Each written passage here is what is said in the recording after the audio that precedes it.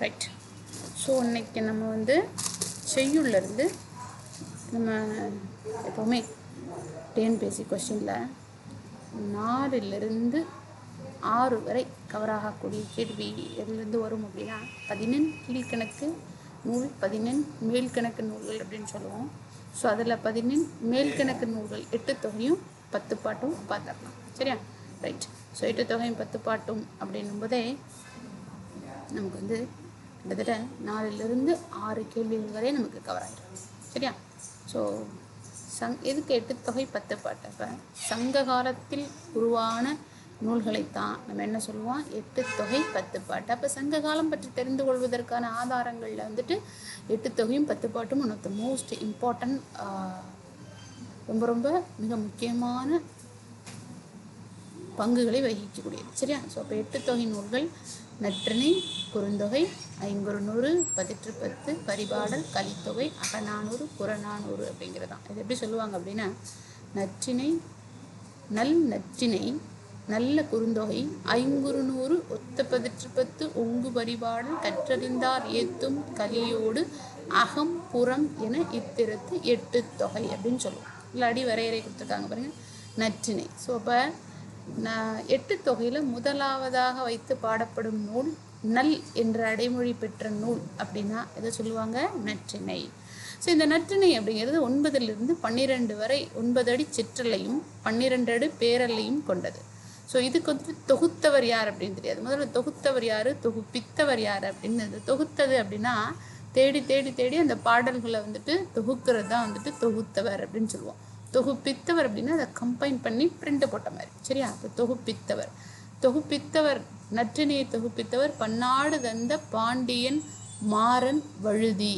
Okay. So அப்போ இதுக்கு தெரியாது இல்லையா, தொகுத்தவர் பேர் தெரியாது, தொகுப்பித்தவர் பன்னாடு தந்த மாறன் வழுதி. சரியா? ஸோ அப்போ நல்ல வழுதின்னு ஞாபகம் வச்சுக்கணும். சரியா? ஸோ இது தொகுப்பித்தவருக்கு ஞாபகம் வரல அப்படின்னா நல்ல வழுதி, வழுதினால ஞாபகம் வந்துடும். சரியா? பன்னாடு தந்த மாறன் வழுதி அப்படிங்கிறதுக்கு நல்ல வழுதி அப்படின்னு ஞாபகம் வச்சுக்கணும். சரியா? இப்போ பாடல்களின் எண்ணிக்கை அப்படின்னு பார்த்தோம்னா நற்றிணை அப்படிங்கிறது 400 பாடல்களையும் ஒரு கடவுள் வாழ்த்தோடு சேர்த்து மொத்தமாக 401 பாடலை கொண்டது தான் நற்றிணை. சரியா? குறுந்தொகை.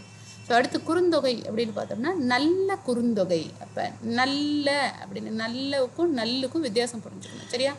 நல்ல குறுந்தொகை. ரைட்டா? அப்போ நல்ல என்று அடைமொழி பெற்று வரும் 8 தொகை நூல் எது அப்படின்னா குறுந்தொகை. ஸோ குறுந்தொகை அப்படிங்கிறது 4 to 8 அடிகளை கொண்டது. 4 அடி சிற்றல்லையும் 8 அடி பேரல்லையும் கொண்டது தான் வந்துட்டு என்ன அப்படின்னா குறுந்தொகை. குறுந்தொகையை தொகுத்தவர் பேர் இருக்கு நமக்கு. குறுந்தொகையை தொகுத்தவர் பேர் வந்துட்டு பூரிக்கோ. தொகுப்பித்தவர் யார் அப்படின்னு தெரியாது. இதுவும் வந்துட்டு என்ன அப்படின்னா 400 பாடல்களையும் ஒரு கடவுள் வாழ்த்து பாடலோடு சேர்த்து மொத்தமாக 401 பாடல்களை கொண்டது தான் வந்துட்டு என்ன அப்படின்னு பார்த்தீங்கன்னா குறுந்தொகை. சரியா? ஸோ இந்த குறுந்தொகை எப்படி நம்ம ஞாபகம் வச்சுக்கலாம், 4-8 குறுக்கால போ அப்படின்னு ஞாபகம் வச்சுக்கணும். 4-8 குறுக்கால போ அப்படின்னா என்ன அர்த்தம், குறுக்கால அப்படின்னா குறுந்தொகை 4-8. அப்போ அடிவரையறை என்னது, 4 to 8, 4-8 குறுக்கால போன்னு ஞாபகம் வச்சுக்கணும். அதே மாதிரி பூரிக்கோ. சரியா? பூரிக்கு குருமான்னு ஞாபகம் வச்சுக்கோங்க. சரியா? பூரிக்கு குருமா அப்படி எழுதி வச்சுக்கணும். பூரிக்கு குருமா. அப்போ பூரிக்கோ அவர் தான் யார், குறுந்தொகையை தொகுத்தவர். சரியா? ஸோ அதே மாதிரி ஐங்குறுநூறு. ஐங்குறுநூறு அப்படிங்கிறது 3 to 6 அடி வரை, அதாவது 3 அடி சிற்றல்லையும் 6 அடி பேரல்லையும் கொண்டது ஐங்குறுநூறு. சரியா? இதை தொகுத்தவர் யார் அப்படின்னா கூடலூர் கிழார். தொகுப்பித்தவர் யானைக்கட்சை மாந்தரஞ்சேரல் இரும்பொறை. ஸோ இவர் வந்து ஒரு சேர மன்னன். பொறை அப்படின்னு வந்தாலே அவர் வந்து ஒரு சேர மன்னன். சரியா? ரைட். ஸோ அப்போ இருக்கிறதுலே இதுதான் வந்துட்டு என்ன அப்படின்னா குருன்னு ஞாபகம் வச்சுக்கணும். சரியா? ஐங்குறுநூறு இருக்கிறதுலே ரொம்ப ஷார்ட்டஸ்ட், அதாவது மிகச்சிறிய அளவடிகளை கொண்ட நூல் எது அப்படின்னா ஐங்குறுநூறு. 3லிருந்து 6, 3 அடி சிற்றலையும் 6 அடி பேரலையும் கொண்டது. ஸோ இதுக்கு மட்டும்தான் வந்துட்டு என்ன அப்படின்னு பார்த்தீங்கன்னா கூடலூர் கிழாரால் தொகுக்கப்பட்டு யானைக்கச்சை மாந்தரஞ்சேரல் இரும்பொறையால் தொகுப்பிக்கப்பட்டது எது அப்படின்னா ஐங்குறுநூறு. சரியா? ஸோ அதே மாதிரி பதிற்றுப்பத்து. ஸோ பதிற்றுப்பத்து அப்படிங்கிறது வந்துட்டு என்ன அப்படின்னா 10 சேர மன்னர்களை பற்றி பாடப்பட்ட நூல் தான் வந்துட்டு என்ன அப்படின்னா பதிற்றுப்பத்து. ஸோ சங்க காலத்தில் சேர மன்னர்களை பற்றி முழுவதுமாக அறிந்து கொள்வதற்கான மிக முக்கியமான இலக்கிய சான்று. சங்க காலத்தின் சேர மன்னர்களை பற்றி அறிந்து கொள்ளும் மிக முக்கியமான சான்று எது அப்படின்னா பதிற்றுப்பத்து. சரியா, இது 8ல் தொடங்கி 57 அடி வரை கூட போகும். ஸோ இதுவும் தொகுத்தவரும் தெரியாது, தொகுப்பித்தவரும் தெரியாது. ஸோ அப்போ 10ன் 10ஆதலால் பதிற்றுப்பத்து அப்படின்னு சொல்லுவோம். பை 100, 10ன் 10ஆதலால் அப்படின்னா என்னது? 10 சேர மன்னர்களை பற்றி 10 பாடல்கள் வீதம் 100 பாடல்களால் ஆனது தான் வந்துட்டு என்ன பதிற்றுப்பத்து. இதில் நமக்கு வந்துட்டு என்ன அப்படின்னா டோட்டலாக 80 பாட்டை மட்டும்தான் கையில் கிடச்சிருக்கும். சரியா, இப்போ பரிபாடல். பரிபாடல் அப்படிங்கிறது அகமும் புறமும் கலந்தது தான் பரிபாடல். சரியா, அகமும் புறமும் அப்படின்னா அகப்பாடலும் புறப்பாடலும் புறப்பாடலும் கலந்தது தான் வந்துட்டு என்ன அப்படின்னா பரிபாடல். சரியா, பரிபாடல் அப்படிங்கிறது பார்த்தோம் அப்படின்னா சிற்றலை 25லிருந்து பேரலை 400 அடி வரை கூட போகும். முழுக்க பாண்டிய நாட்டை பற்றிய நிறைய தகவல்களை கொடுக்கக்கூடியதும் பரிபாடல். சரியா, இதுக்கும் தொகுத்தவர் பேரு தெரியாது, தொகுப்பித்தவர் பேரும் தெரியாது. ஸோ டோட்டலாக இதில் 70 பாடல்கள் இருந்ததாகவும் நமக்கு கையில் கிடச்சிது என்ன அப்படின்னா ஜஸ்ட் 22 பாடல்கள் மட்டும்தான் நமக்கு கையில் கிடச்சிது. அதே மாதிரி கலித்தொகை அப்படிங்கிறது 11 அடி சிற்றல்லையும் 80 அடி பேரல்லையும் கொண்டது தான் கலித்தொகை. சரியா, ஸோ நல்ல களின்னு ஞாபகம் வச்சுக்கணும். ரைட்டா, தொகுத்தவர் யார் அப்படின்னு பார்த்தீங்கன்னா நல்லந்துவனார். அப்போ எப்படி ஞாபகம் வச்சுக்கணும்? நல்லந்துவனாரா நல்ல களின்னு ஞாபகம் வச்சுக்கோங்க. சரியா, நல்ல களின்னு ஞாபகம் வச்சுக்கோங்க. நல்லனா நல்லந்துவனார், களினா கலித்தொகை. அப்போ கலித்தொகையை தொகுத்தவர் யார் அப்படின்னா நல்லந்துவனார். ரைட்டா, ஸோ இதுவும் வந்துட்டு டோட்டலாக நமக்கு வந்துட்டு 150 சாங்ஸ், 150 பாடல்கள் இருக்கும். ஸோ இந்த 150 பாடல்கள் ஒவ்வொரு பாடல்களுக்கும் வந்துட்டு என்ன அப்படின்னா 30 பாடல்கள் வீதம் வந்துட்டு என்ன அப்படின்னு பார்த்தீங்கன்னா கலித்தொகை மொத்தம் 150 பாடல்களை கொண்டது. சரியா, ரைட். ஸோ அதே மாதிரி வந்துட்டு அகநானூறு 13 அடி சிற்றலையும் 31 அடி பேரலையும். ஜஸ்ட் நம்ம இது வந்து ஒரு ஓவர்வியூ பார்த்துக்கலாம். 8 தொகை நூல்கள் என்ன இருக்குன்றத ஓவர்வியூ பார்த்துக்கலாம். அதுக்கடுத்து டோட்டலாக எக்ஸ்பிளனேஷன் பார்க்கலாம். சரியா, ஸோ அகநானூரை தொகுத்தவர் உருத்திர சென்மனார், தொகுப்பித்தவர் பாண்டியன் உக்கிர பெருவழுதி. சரியா, பாண்டியன் உக்கிர பெருவழுதி. பன்னாடு தந்த மாறன் வழுதி வேற, பாண்டியன் உக்கிர பெருவழுதி வேற. 2 பேருமே வந்துட்டு என்ன அப்படின்னா பாண்டிய மன்னர்கள் தான். ரைட்டா, சரி. ஸோ அதே மாதிரி இதுவும் வந்துட்டு 400 பாடல்களையும் ஒரு கடவுள் வாழ்த்து பாடலோடு மொத்தம் டோட்டலாக 401 பாடல்களை கொண்டது. புறநானூறு 8 அடி சிற்றலையும் 57 பேரலையும் கொண்டது தான் வந்துட்டு என்ன அப்படின்னா அகநானூறு. இதுக்கும் தொகுத்தவர் தெரியாது, தொகுப்பித்தவர் பேரும் தெரியாது. சரியா, ஸோ இப்போ நம்ம ஃபுல்லாக ஒவ்வொரு பாட்டுக்கும் டீட்டெயிலான எக்ஸ்பிளனேஷன் பார்த்துக்கலாம். இது அகநூல்கள் என்னென்ன, புறநூல்கள் என்னென்னங்கிறது தெரிஞ்சுக்கிறது மஸ்ட்டு. அகநூல்கள் பாருங்கள், அகநூல் நற்றிணை, குறுந்தொகை, ஐங்குறுநூறு, அகநானூறு, கலித்தொகை. ஸோ இதெல்லாம் வந்துட்டு என்ன அப்படின்னா அக நூல்கள். சரியா, அப்போ நற்றிணை, குறுந்தொகை, ஐங்குறுநூறு, அகநானூறு, கலித்தொகை. சரியா, புறம் அப்படின்னாலே என்ன வந்துருச்சு? புறநானூறு அப்படின்றாலே புறம் அப்படிங்கிறது வந்துருச்சு. சரியா, ஸோ அதே மாதிரி வந்துட்டு அகமும் புறமும் கலந்தது அப்படின்னா எது அப்படின்னா பரிபாடல். சரியா, பதிற்றுப்பத்துங்கிறது 10 சேர மன்னர்களை பற்றி சொல்கிறதுனால அப்போ 2 புறநூல்கள் மட்டும்தான் இருக்குது. எது பதிற்றுப்பத்தும் புறம் அப்படின்னு சொல்லக்கூடிய புறநானூறு. சரியா, ரைட். ஸோ அகமும் புறமும் சேர்ந்த நூல் அப்படின்னு எதை சொல்லுவோம்? பரிபாடல் அப்படின்னு சொல்லுவோம். சரியா, ரிப்பீட்டடாக இதெல்லாம் கேட்குற கொஸ்டின்ப்பா, ரிப்பீட்டடாக கேட்குற கொஸ்டின். அகமும் புறமும் கலந்த நூல் எது? அதே மாதிரி வந்துட்டு நல் என்று அடைமொழி பெற்று வரும் நூல் எது? அதே மாதிரி நல்ல என்று அடைமொழி பெற்று வரும் நூல் எது அப்படின்னு. சரியா, so what as the special of, அதாவது 8 தொகை நூல்களினுடைய சிறப்புகள்லாம் என்னென்ன அப்படின்னு பார்த்தோம்னா 8 தொகை நூல்கள் தொகையால் பெயர் பெற்ற ஒரே நூல் எது அப்படின்னா கலித்தொகை. சரியா, 8 தொகை நூல்களில் காலத்தால் முந்திய நூல். அதனால தான் பழந்தமிழரின் கருவூலம் அப்படின்னு எதை சொல்லுவோம்? புறநானூரை சொல்லுவோம். சரியா, அதே மாதிரி 8 தொகை நூல்களில் காலத்தால் பிந்திய நூல் அப்படிங்கிறது கலித்தொகையும் பரிபாடலும். சரியா, ஸோ இதில் ஒவ்வொரு நூல்களாக நம்ம பார்த்துடலாம் இப்போது. ஸோ அதில் ஃபஸ்ட்டு புறநானூறு. முதல்ல புறநானூறு. ரைட். புறம் கூட்டல் 4 கூட்டல் 100 அப்படின்னா அது பிரிக்கணும். எப்படி பிரிக்கணும் அப்படின்னா புறம் கூட்டல் 4 கூட்டல் 100 புறநானூறு அப்படின்னு பிரிக்கணும். ஸோ இது வந்துட்டு என்ன அப்படின்னா 2ஆம் கிமுல கிமுவா கிபியாங்கிறது தெரில. பட் ஆனால் வந்துட்டு நம்ம நிறைய பேரால் கணிக்கக்கூடியது கிபி தான். அப்போ கிபி 2ஆம் நூற்றாண்டில் தொகுக்கப்பட்டது தான் வந்துட்டு என்ன அப்படின்னா ஸோ அதாவது அந்த காலத்தினுடைய தகவல்களை கொடுக்கக்கூடியதான் புறநானூறு. புறநானூரில் 11 புறத்திணைகளும் 65 துறைகளும் உள்ளன. ஸோ டிபார்ட்மெண்ட்டு சப் டிபார்ட்மெண்ட் இதெல்லாம் ரைட்டா. ஸோ இந்நூலின் பாடல்கள் பல்வேறு காலத்தில் வாழ்ந்த பல்வேறு புலவர்களால் பாடப்பட்டவை. சரியா, ஏகப்பட்ட புலவர்கள் இதில் பாடியிருக்காங்க. இதுக்கும் வந்துட்டு என்ன கிடையாது, தொகுப்பித்தவர் யார் அப்படின்னு தெரியாது. ஆனால் இது வந்துட்டு என்ன அப்படின்னா கடவுள் வாழ்த்து பாடலோடு சேர்த்து 401 பாட்டு. ஸோ இதில் கடவுள் வாழ்த்து பாடியவர் யாருன்னா பாரதம் பாடிய பெருந்தேவனார் தான் புறநானூற்றுக்கு வந்துட்டு கடவுள் வாழ்த்து பாடியவர். சரியா. ஸோ அதே மாதிரி வந்துட்டு என்ன அப்படின்னா புறப்பொருள் பற்றிய 400 பாடல்களை கொண்ட அகவற்பாவினால் ஆனது. எதுவால் ஆனது? அகவற்பாவினால் ஆனது. புறநானூற்றில் பெண்பார் புலவர்கள் எத்தனை பேர் பாடியிருக்காங்க அப்படின்னா 15 பேர். So it was one of the important question. So ரிப்பீட்டடாக கேட்கக்கூடிய கொஸ்டின். புறநானூற்றில் பாடிய பெண்பார் புலவர்கள் ஔவையார், பாரி மகளிர், அங்கவை சங்கவைன்னு சொல்லுவோம் இல்லையா, அவங்க தான் பாரி மகளிர். ஒக்கூர் மாசாத்தியார், ஸோ அதே மாதிரி வெள்ளி வீதியார், அதுக்கப்புறம் ஓதலாந்தையார். ஸோ இவங்கெல்லாம் வந்துட்டு என்ன அப்படின்னு பார்த்தீங்கன்னா புறநானூற்றில் பாடிய பெண்பார் புலவர்கள். சரியா, ஔவையார், பாரி மகளிர், ஒக்கூர் மசாத்தியார், வெள்ளி வீதியார். ஸோ இவங்கெல்லாம். சரியா. ஸோ அப்போ கேட்பாங்க புறநானூற்றில் பாடின மொத்த பெண்பார் புலவர்களின் எண்ணிக்கை 15. அதே மாதிரி புறநானூற்றில் மிகுதியான பாடல்களை பாடிய பெண்பார் புலவர் யார் அப்படின்னு கேட்டாலும் ஔவையார் தான். கிட்டத்தட்ட 33 சங்ககால ஔவை இவங்க. சரியா, 33 பாடல்களுக்கு மேலே பாடியிருக்காங்க. புறம் அப்படின்னா என்ன அர்த்தம் அப்படின்னு தெரிஞ்சுக்கணும். புறம் அப்படின்னா மரம் செய்தலும் அறம் செய்தலும். மரம் அப்படின்னா போர்னு அர்த்தம்ப்பா. சரியா, மரம் அப்படின்னா போர்னு அர்த்தம். மறவன் அப்படின்னா வீரன் அப்படின்னு அர்த்தம். சரியா, வீரன், மறவன்னா வீரன் அர்த்தம். அதே மாதிரி மாறன் அப்படின்னாலும் வீரன் அப்படின்னு அர்த்தம். சரியா, அப்போ மரம் செய்தலும் போர் செய்தலும் அறம் அப்படின்னா தெரியும். சரியா, அன்றாட வாழ்க்கையினுடைய அந்த அனைத்து விதமான ஒழுக்கங்களை சொல்கிறது தான் அறம்.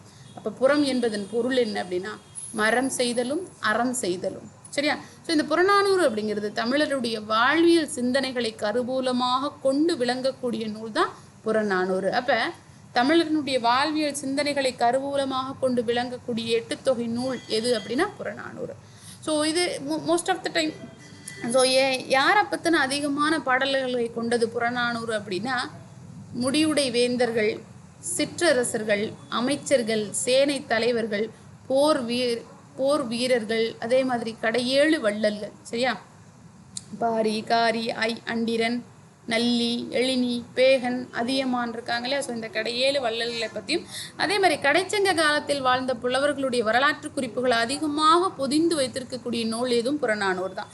அப்போ கொஸ்டின் கேட்பாங்க சங்க கால தகவல்களையும் அதிகமான வரலாற்று தகவல்களையும் பொதிந்து வைத்திருக்கக்கூடிய 8 தொகை நூல் எது அப்படின்னு கேட்டாலும் புறநானூறு தான். சரியா. அதே மாதிரி பண்டைய தமிழர்களுடைய வீரம், கொடை, அற உணர்வு, ஆட்சி சிறப்பு, பெருமிதம், நாகரிகம் இதையெல்லாம் தெரிந்து கொள்ள உதவக்கூடிய நூலும் எது அப்படின்னா புறநானூறு.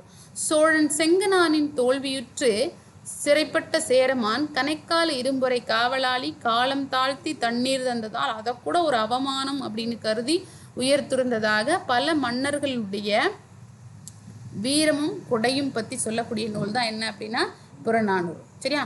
ஸோ அதே மாதிரி வந்துட்டு சங்ககால புலவர்கள் இந்த நூலில் மட்டும்தான் உள்ளுரை, உவமை, இறைச்சி. சரியா. ஸோ பார்க்கறதுக்கு வந்துட்டு என்ன அப்படின்னா ஒரு பேராகிராஃப் மாதிரி தெரியும்.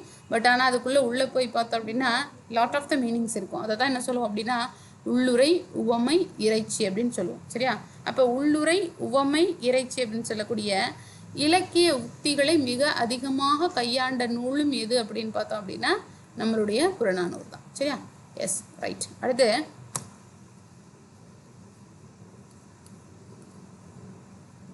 ஸோ முக்கியமான பாடல்கள்லாம் பார்த்துடலாம். ஸோ அதுக்கு முன்னாடி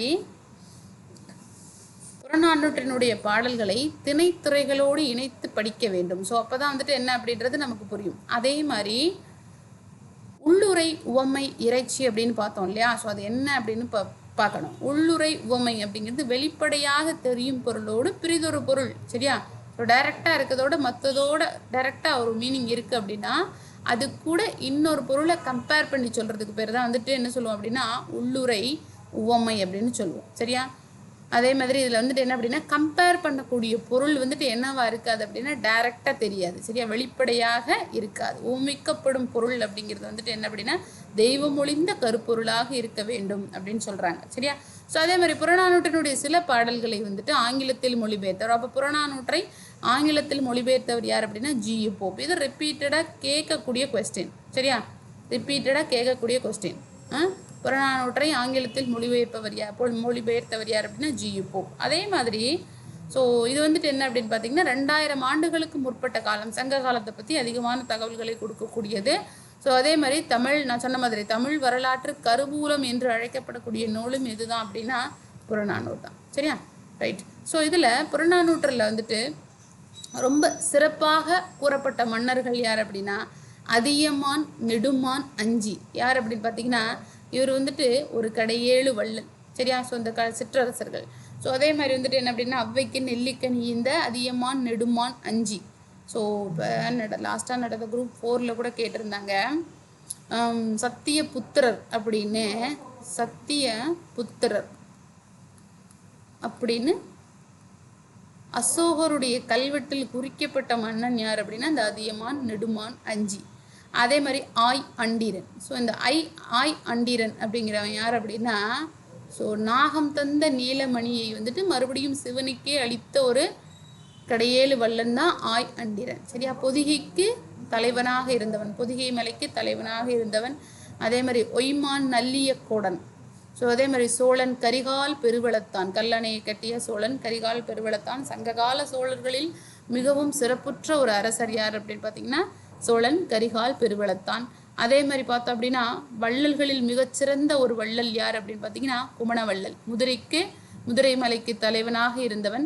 ஸோ அதே மாதிரி கோப்பெருஞ்சோழன், உறையூரினுடைய மன்னனாக இருந்தவர் தான் யாருன்னா கோப்பெருஞ்சோழன். இவர்களை பற்றி புறநானூற்றில் அதிக அளவிலான தகவல்களை கொடுக்குது, சரியா. அதே மாதிரி புறநானூற்றில் மிக முக்கியமான பாடல்கள்லாம் என்ன அப்படின்றது பழசு புதுசு எல்லாத்தையும் சேர்த்து பார்த்துடலாம். அதாவது பழைய புக்கு புது புக்கு. ஈன்று புறந்தருதல் எந்தலை கடனே, சான்றோன் ஆக்குதல் தந்தைக்கு கடனே, வேல்வடித்து கொடுத்தல் கொள்ளற்கு கடனே, நன்னடை நல்கல் வேந்தற்கு கடனே, களிரெறிந்து உயர்தல் காளைக்கு கடனே. அப்படின்னா ஈன்று புறந்தருதல் எந்தலை கடனே அப்படின்னா என்ன செய்யணும் அப்படின்னா மற்றவங்களுக்கு வந்துட்டு என்ன செய்யணும் அப்படின்னு பார்த்தீங்கன்னா ஈன்று புறந்தருதல் சொல்கிறோம்ல, தலை அடமான வச்சாது அப்படின்றோம்ல, அதுதான், சரியா. ஸோ அப்படி ஈன்று புறந்தருதல் யார்கிட்டையாவது கேட்டு கூட வாங்கி கொடுக்கறது என்னுடைய கடன். அதே மாதிரி வந்துட்டு சான்றோன் ஆக்குதல் தந்தைக்கு கடனே, தன்னுடைய மகனையோ மகளையோ தன்னுடைய பிள்ளைகளை சான்றோர் ஆக்குதல் யாருடைய கடன்? தந்தைக்கு கடன். அதே மாதிரி வேல்வடித்து கொடுத்தல் கொல்லருக்கு கடனே, ஒவ்வொரு பொற்கொள்ளர்களுக்கும் அந்த எக்யூப்மெண்ட்டுன்னு சொல்லக்கூடிய ஆயுதங்களை வடித்து கொடுப்பது யாருக்கு கடன்? கொல்லருக்கு கடன். நன்னடை நல்கல் வேந்தற்கு கடனே, ஒவ்வொரு நாட்டையும் சிறப்பாக ஆட்சி புரிய வேண்டும் அப்படிங்கிறது யாருடைய கடன்? வேந்தன்னு சொல்லக்கூடிய மன்னன் கடன். களிரெறிந்து பெயர்தல் காளைக்கு கடனே அப்படின்னா என்ன அர்த்தம் அப்படின்னா அந்த ஏறுதழுவுதல் அப்படிங்கிறதுல வந்துட்டு என்ன அப்படின்னா சிறப்பாக இருப்பது. காளை அப்படிங்கிறது இங்கே யாரை குறிப்பிடுகிறது அப்படின்னு பார்த்தீங்கன்னா ஒவ்வொரு இளைஞர்களையும் குறிப்பிடக்கூடியது, சரியா. ஸோ தான் களிரெறிந்து பெயர்தல் காளைக்கு கடனே. ஸோ இந்த பாட்டு பார்த்தோம் அப்படின்னா பொன்முடியாருடைய பாட்டு இது. அடுத்து பாருங்க, ஸோ ரிப்பீட்டடாக கேட்ட ஒரு முக்கியமான பாட்டு தான் வந்துட்டு என்ன அப்படின்னா ஔவையாருடைய. ஸோ ஏன் அப்படின்னா இந்த ஔவையார் வந்துட்டு தான் என்ன புறநானூற்றில் அதிக அளவில் பாடல்களை பாடினவங்க, 33 பாடல்களில். ஸோ நாடாக ஒன்றோ காடாக ஒன்றோ அவளாக ஒன்றோ மிசையாக ஒன்றோ எவ்வளி நல்லவர் ஆடவர் அவ்வளி நல்லை வாழிய நிலனே. அப்போ நாடாக இருந்தென்ன காடாக இருந்தென்ன, அவளாக இருந்த என்ன மிசையாக இருந்தன. அவள்னா பள்ளம்னு அர்த்தம்ப்பா, மிசைனா மேடுன்னு அர்த்தம். பள்ளமாக இருந்தென்ன மேடாக இருந்தன. எங்கெங்கெல்லாம் ஆடவர்கள் அப்படின்னு சொல்லக்கூடிய ஆண் மக்கள் நல்லா இருக்காங்களோ அங்கெல்லாம் வந்துட்டு என்னவா இருக்கும் அப்படின்னா அந்த நிலன் வந்துட்டு அதாவது அந்த பகுதி வந்துட்டு என்னவா இருக்கும்? சிறப்பாக இருக்கும். அதான் நல்லை வாழிய நிலனே. ஸோ இதில் இந்த மிசை அப்படிங்கிறது ரிப்பீட்டடாக கேட்குறது, அவள்னா பள்ளம், இது ரிப்பீட்டடாக கேட்கக்கூடியது, சரி. அப்புறம் நான் நூற்றில் ஔவையாரோட பாட்டு. அதே மாதிரி வந்துட்டு என்ன அப்படின்னா எத்திசை செல்லினும் அத்திசை சோரே. ஸோ இவங்கெல்லாம் வந்துட்டு படித்தவங்க எந்த பக்கம் போனாலும் என்னது கற்றோருக்கு சென்ற இடமெல்லாம் சிறப்புங்கிற மாதிரி எந்த இடத்துல போனாலும் வந்துட்டு என்ன அப்படின்னா அவங்களுக்கு சிறப்பு. அதே மாதிரி நெல்லும் உயிரென்றே நீரும் உயிரென்றே மன்னன் உயிர்த்தே மலர்தலை உலகம் வேன்மிகு தானே வேந்தற்கு கடனே உவத்தனைய இடனுடை வனப்பு. மூசிகீரனாருடைய பாட்டு. இந்த மூசிகீரனார் வந்துட்டு என்ன அப்படின்னா, அரசுக்குரிய முரசு கட்டிலில் உறங்கும் பொழுது கவரி வீசப்பட்ட ஒரு மிகப்பெரிய புலவர் தான் யார் அப்படின்னா மூசிகீரனார். கீரன் அப்படிங்கிறது அவருடைய குடிப்பெயர், மூசிங்கிறது அவருடைய ஊர். சரியா? ஸோ அயர்ந்து வந்துட்டு களைப்பில் வந்துட்டு என்ன செஞ்சிருவார் அப்படின்னா, அரசனுடைய சிம்மாசனத்திலே ஏறி உறங்கி மன்னனால் கவரி வீசப்பட்டவர். சரியா? ஸோ அவர் தான் இந்த மூசிகீரனார். சரியா? நெல்லும் உயிரென்றே நீரும் உயிரென்றே மன்னர் உயிர்த்தே மலர்தலை உலகம். அந்த மன்னனால் தான் என்னவாகுது, இந்த உலகம் அப்படிங்கிறது இருக்கு.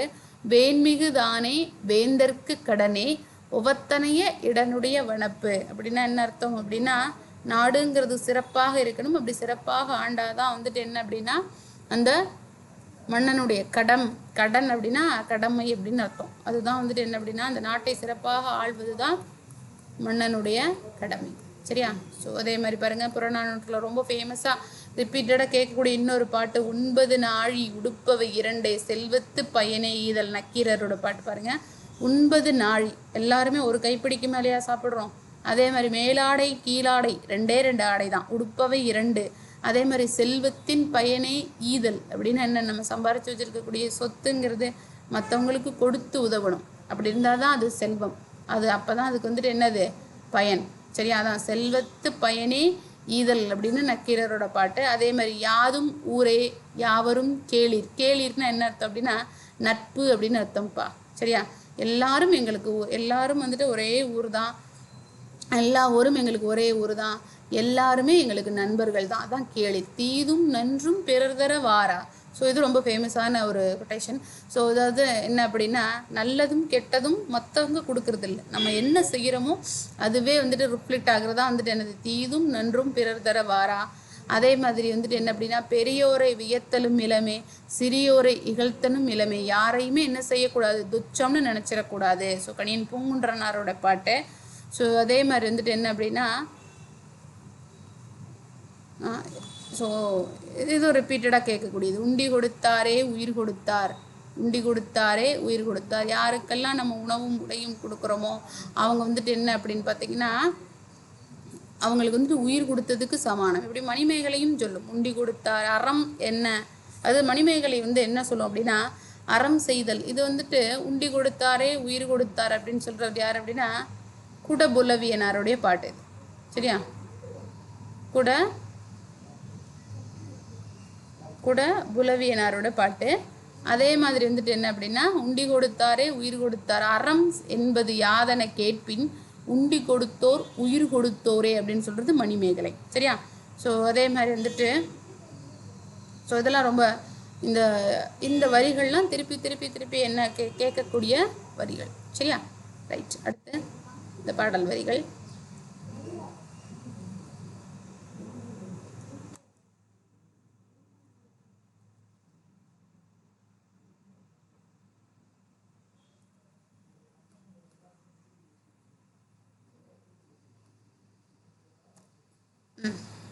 அடுத்து அகநானூறு பார்த்துடலாம். ஸோ அகநானூறு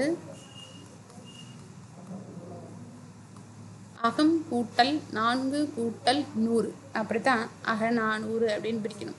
ஸோ இந்த அகநானூறு பார்த்தோம் அப்படின்னா 13 அடி அப்படி திருப்பி போட்டுக்கணும். ஆன்சர் தெரியலன்னா கூட 13 அடி சிற்றல்லையும் 31 அடி பேரல்லையும் 13 31 திருப்பி போட்டால் 13 அடி சிற்றல்லையும் 31 அடி பேரல்லையும் கொண்டது. ஸோ இதில் பார்த்தோம் அப்படின்னா 145 புலவர்கள் பாடிய 400 பாடல்கள், கடவுள் வாழ்த்தோடு சேர்த்து 401 பாட்டு. சரியா? ஸோ கொண்டது தான் அகநானூறு. ஸோ இந்த நூலை தொகுத்தவர் யார் அப்படின்னா, நம்ம முன்னாடியே பார்த்தோம், உப்புரு குடி கிழான் மகனார் உருத்திர சன்மர். தொகுப்பித்தவர் உக்கிர பெருவழுதி. சரியா? ஸோ இதுக்கு பாரதம் பாடிய பெருந்தேவனார் தான் என்ன செஞ்சிருப்பார் அப்படின்னா, எட்டுத்தொகையில் எல்லா புத்தகத்துக்கும் பாரதம் பாடிய பெருந்தேவனார், கலித்தொகை தவிர. சரியா? பாரதம் பாடிய பெருந்தேவனார் பாடியிருப்பார். அதே மாதிரி குறுந்தொகை தவிர.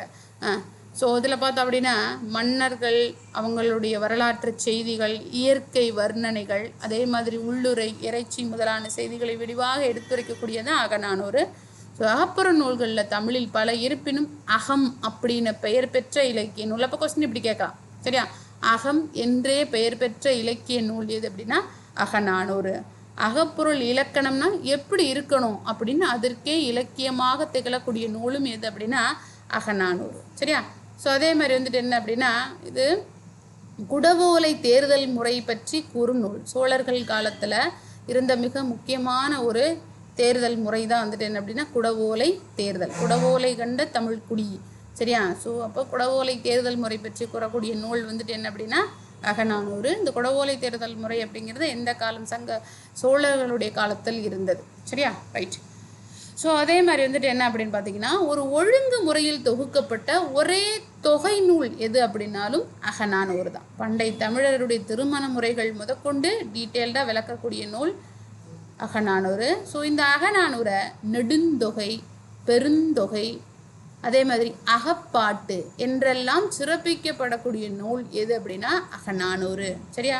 ஸோ அப்போ நெடுந்தொகை, பெருந்தொகை, நானூறு, அகப்பாட்டு என்றெல்லாம் சிறப்பிக்கப்படக்கூடிய நூல் எதுனா அகநானூறு. இந்த அகநானூற்றில் மொத்தம் 3 சாப்டர் இருக்குங்க. எப்படி அப்படின்னு பார்த்தோம்னா களிற்றியானை நிறை, மணிமிடை பவளம், நித்தில கோவை. இந்த களிற்றியானை நிறை அப்படிங்கிறது 120 பாடல்களையும், மணிமிடை பவளம் அப்படிங்கிறது 180 பாடல்களையும், நித்தில கோவைங்கிறது 100 பாடல்களையும் கொண்டது. சரியா?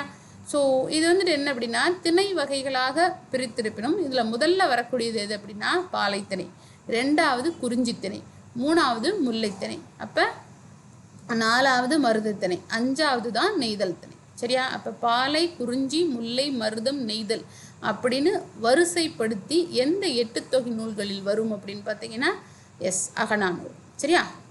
ரைட். அடுத்து ஸோ இந்த அகநானூற்றில் ரொம்ப முக்கியமான மேற்கோள்கள் அப்படின்னு எடுத்துக்கிட்டோன்னா ஸோ ஒரு பாருங்க, ஸோ இது பழைய 11ஆவதுல இருக்கக்கூடிய ஒரு பாட்டு, பசைபடு வச்சை நெய்தோய்த்த தன்ன. இதில் முழுக்க வந்துட்டு என்ன அப்படின்னா அகம் சார்ந்த விஷயங்கள் தான் இருக்கும். சேயுயர் சினை மாச்சிறை பறவை, புல்லார் புறவி வல்விரைந்து பூட்டி, நெடுந்தேர் ஊர்மதி வளவ முடிந்தென்று அம்மனாம் முன்னிய வினையே. மதுரை மல்லனாரோட ஒரு பாட்டு. அதாவது வந்துட்டு என்ன அப்படின்னா மாச்சிறை பறவை அப்படின்னா இந்த இடத்துல யாரை சொல்லக்கூடியது அப்படின்னு பார்த்தீங்கன்னா வவ்வாலைத்தான் வந்துட்டு மாச்சிறை பறவை அப்படின்னு சொல்லுவாங்க. ஸோ இது வந்துட்டு என்ன ஆயிடுச்சு அப்படின்னா பகலெல்லாம் தெரிந்து விட்டு மறுபடியும் மரத்துக்கே சேர்ந்துருச்சு. ஸோ அப்படி வினை முற்றிய கணவன் வந்துட்டு என்ன செய்யணும், வினை முற்றிய மன்னவன் வீடு சேரணும் அப்படின்னு வந்துட்டு இந்த பாட்டை விளக்கியிருப்பாரு மதுரை மல்லனார். சரியா? அதே மாதிரி பார்த்தோம் அப்படின்னா வெள்ளி வீதியார் அப்படின்னு சொல்லக்கூடிய சங்ககால பெண்பார் புலவர். ஸோ அதே மாதிரி கரிகாலனின் மகள் ஆதிமந்தி. ஸோ தன்னுடைய கணவனை தேடி அலைந்தது போல இவரும் தன் கணவனை தேடி அலைந்தாளுங்கிற விஷயத்தெல்லாம் சொல்லக்கூடியது. ஸோ இந்த மாதிரியான லாட் ஆஃப் த அகம் சார்ந்த விஷயங்களை சொல்லக்கூடியது தான் வந்துட்டு என்ன அப்படின்னா அகநானூறு. அடுத்து நற்றிணை. ஸோ நற்றிணை நல் என்ற அடைமொழி பெற்று வரக்கூடியது தான் நற்றிணை. ஸோ இந்த நற்றிணை அப்படிங்கிறது நன்மை கூட்டல் திணை, நல் கூட்டல் திணை அப்படின்னு பிரிக்கலாம். எப்படி பிரிக்கலாம்? நன்மை கூட்டல் திணைன்னு பிரிக்கலாம், நல் கூட்டல் திணை அப்படின்னு பிரிக்கலாம். அதான் நற்றிணை. 9 அடி சிற்றல்லையும் 12 அடி பேரல்லையும் கொண்டது. ஸோ முழுக்க அகவர் பாவால் ஆன தொகுப்பு தான் நற்றிணை. 275 புலவர்கள் பாடிய 400 பாடல்களை கொண்ட தொகுப்பு தான் நற்றிணை. சரியா? ஸோ அதே மாதிரி நற்றிணையை தொகுத்தவர் யார் அப்படின்னா நான் சொன்னேன் நல்ல வழுதி அப்படின்னு. சரியா? பன்னாடு தந்த மாறன் வழுதி. சரியா? நற்றிணைக்கு கடவுள் வாழ்த்து பாடியவர் யார் அப்படின்னா பாரதம் பாடிய பெருந்தேவனார். 8 தொகை நூல்களில் முதலாவதாக அமைந்த நூல். நம்ம முன்னாடியே சொன்ன மாதிரி முதலாவதாக நல் என்று அடைமொழி பெற்றவர் நூல். இதுவும் ரிப்பீட்டடாக கேட்கக்கூடிய கொஸ்டின்ப்பா. இதுவும் வந்துட்டு ரிப்பீட்டடாக கேட்கக்கூடிய கொஸ்டின். ஸோ அதே மாதிரி இந்த நற்றிணைக்குரிய ஒரு பெரிய சிறப்பே என்ன அப்படின்னா ஓரறிவிலிருந்து உயரிய பண்பு, விருந்தோம்பல், அறவழியில் பொருளீட்டல் முதலிய பண்புகளை எடுத்து கூறக்கூடிய ஒரே 8 தொகை நூல் எது அப்படின்னா நற்றிணை. சரியா? ஓரறிவு உயிர்களுக்கும் இதே விதிதான் அப்படின்னு சொல்றது தான் நற்றிணை. நற்றிணையை முதல்ல வந்துட்டு பின்னத்தூர் நாராயணசாமி தான் வந்துட்டு என்ன செஞ்சிருப்பார் அப்படின்னா நாராயணசாமி ஐயர் தான் 1914 பதிப்பிச்சிருப்பார். ஸோ அதே மாதிரி வந்துட்டு இதற்கு உரையும் வந்துட்டு யார் தான் எழுதினாரு? பின்னத்தூர் நாராயணசுவாமி தான். சரியா? ஸோ அதே மாதிரி திருமாலை கடவுள் வாழ்த்தாக கொண்ட நூல் தான் நற்றிணை. சரியா? வௌவால்களுக்கும் கனவு காணக்கூடிய ஒரு திறன் இருக்கு அப்படிங்கிற சயின்ஸ் ரிலேட்டடான உண்மையை சொன்னது தான் நற்றிணை. சரியா? ஸோ இதில் வணிகர்களுக்கு வந்துட்டு காவிதி, எட்டிங்கிற பேர்லாம் சொல்லி கூப்பிடுவாங்க. ஸோ நற்றிணையினுடைய முக்கியமான ஒரு சில பாடல் வரிகள் பார்த்துடலாம்.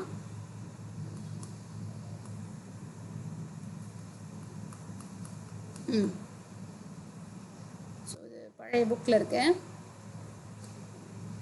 அரிகால் மாறிய அங்கன் அகல்வயல் மறுகால் உழுத ஈரச் செருவின். அரிகால் அப்படின்னா வந்துட்டு நெல்லுக்கு அப்புறம் வேறு ஏதாவது பயிர்கள் போட்டிருப்பாங்க இல்லையா, கண்டினியூஸாக நெல்லே போட மாட்டாங்க. ஸோ அப்படி மாறி மாறி உழுத அங்கன் அகல்வயல், அகலமான ஒரு அகல்வயல், மறுகால் உழுத ஈரச் செருவின் நெடிய மொழிதலும் கடிய ஊர்தலும் புன்கண் அஞ்சும் பண்பின் மிளைகிலான் நல்வேட்டனாரோட நெடிய மொழிதலும் கடிய ஊர்தலும். ஸோ அதே மாதிரி நீரின்றி அமையா உலகம் போல தம்மின்றமையா நஞ்சையன் தருளி. ஸோ இதுவும் வந்துட்டு என்ன அப்படின்னு பார்த்தீங்கன்னா இதெல்லாம் நற்றிணை பாட்டு. சரியா, ஜஸ்ட் தெரிஞ்சுக்கிறதுக்காக. ஸோ அதே மாதிரி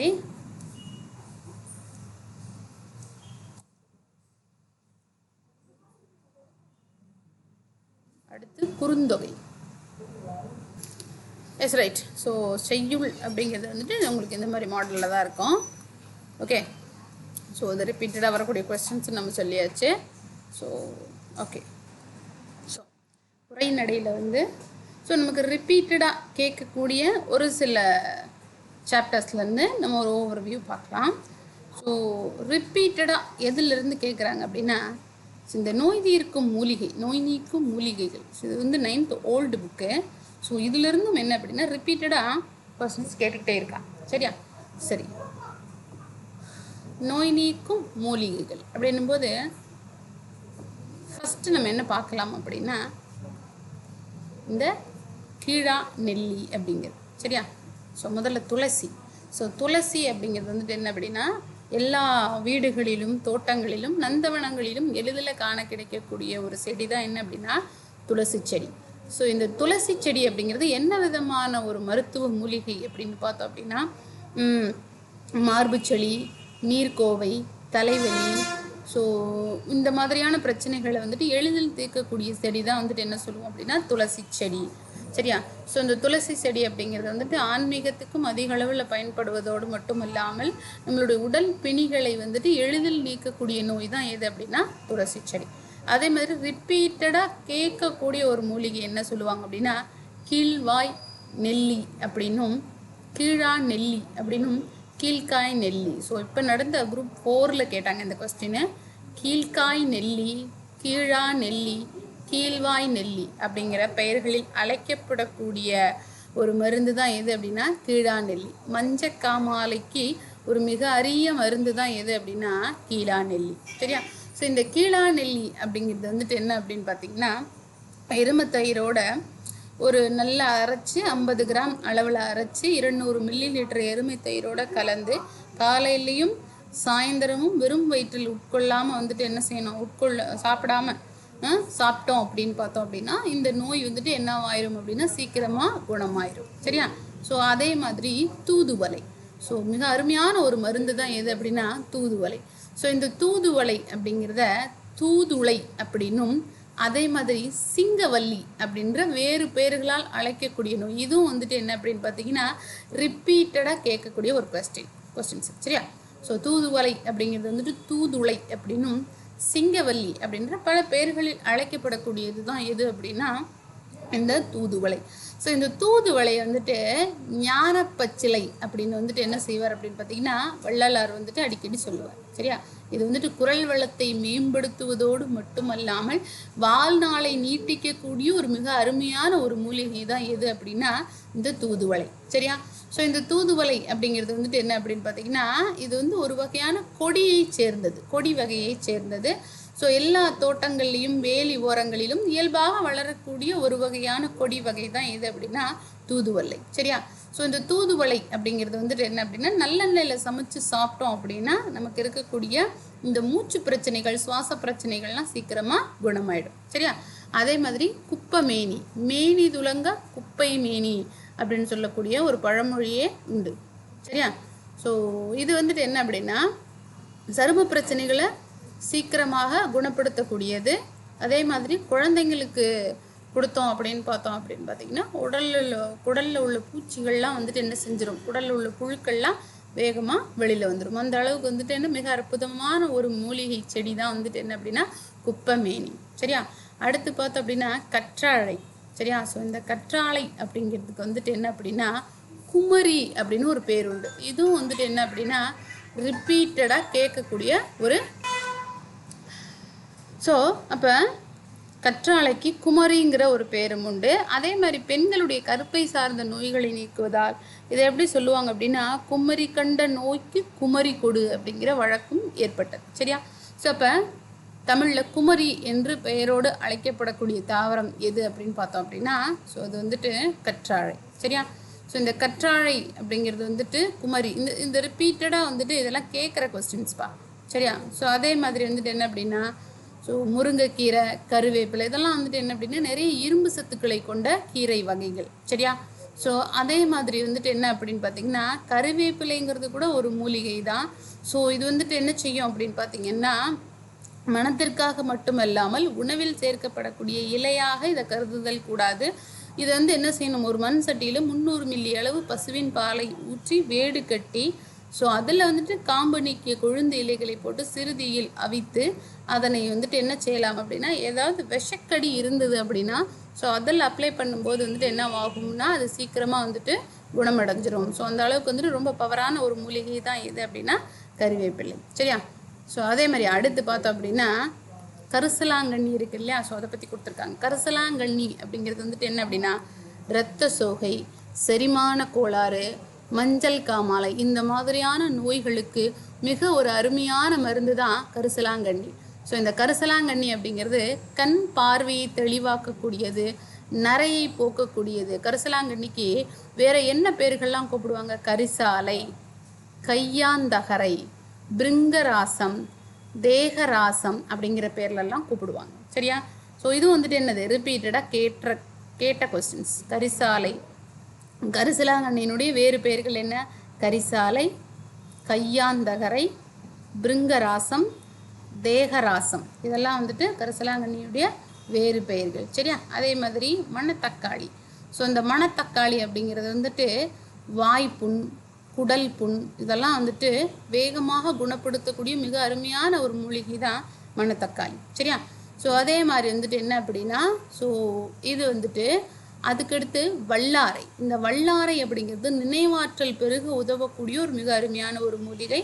ஸோ அடுத்து இந்த மாதிரி ஸோ இந்த மூலிகை ரிலேட்டடான கொஸ்டின்ஸ் எப்போவுமே எவ்ரி இயர் கொஸ்டின் பேப்பரில் கண்டிப்பாக இருக்கும். சரியா, அதே மாதிரி தான் அடுத்து வந்து திருவி கல்யாண சுந்தரனார் பற்றின ஒரு உரைநடை தொகுப்பு பார்த்துருவோம்.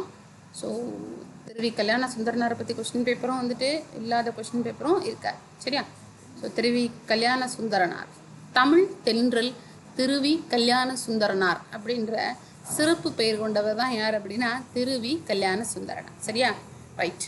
ஸோ இவர் வந்துட்டு என்ன அப்படின்னு பார்த்தீங்கன்னா சென்னைக்கு பக்கத்தில் துள்ளம் அப்படிங்கிற ஊரில் திருவாரூர் விருத்தாச்சலனார் மகனார் கல்யாண சுந்தரனார் அப்படிங்கிறது தான் திருவிக அப்படிங்கிறது ஷார்ட். சரியா, திருவாரூர் விருத்தாச்சலனாரின் மகன் தான் கல்யாண சுந்தரனார். அதனால தான் அப்படி எப்படி கூப்பிட்றோம் அவரை தமிழ் தென்றல் திருவிக அப்படின்னு கூப்பிட்றோம். சரியா, ஸோ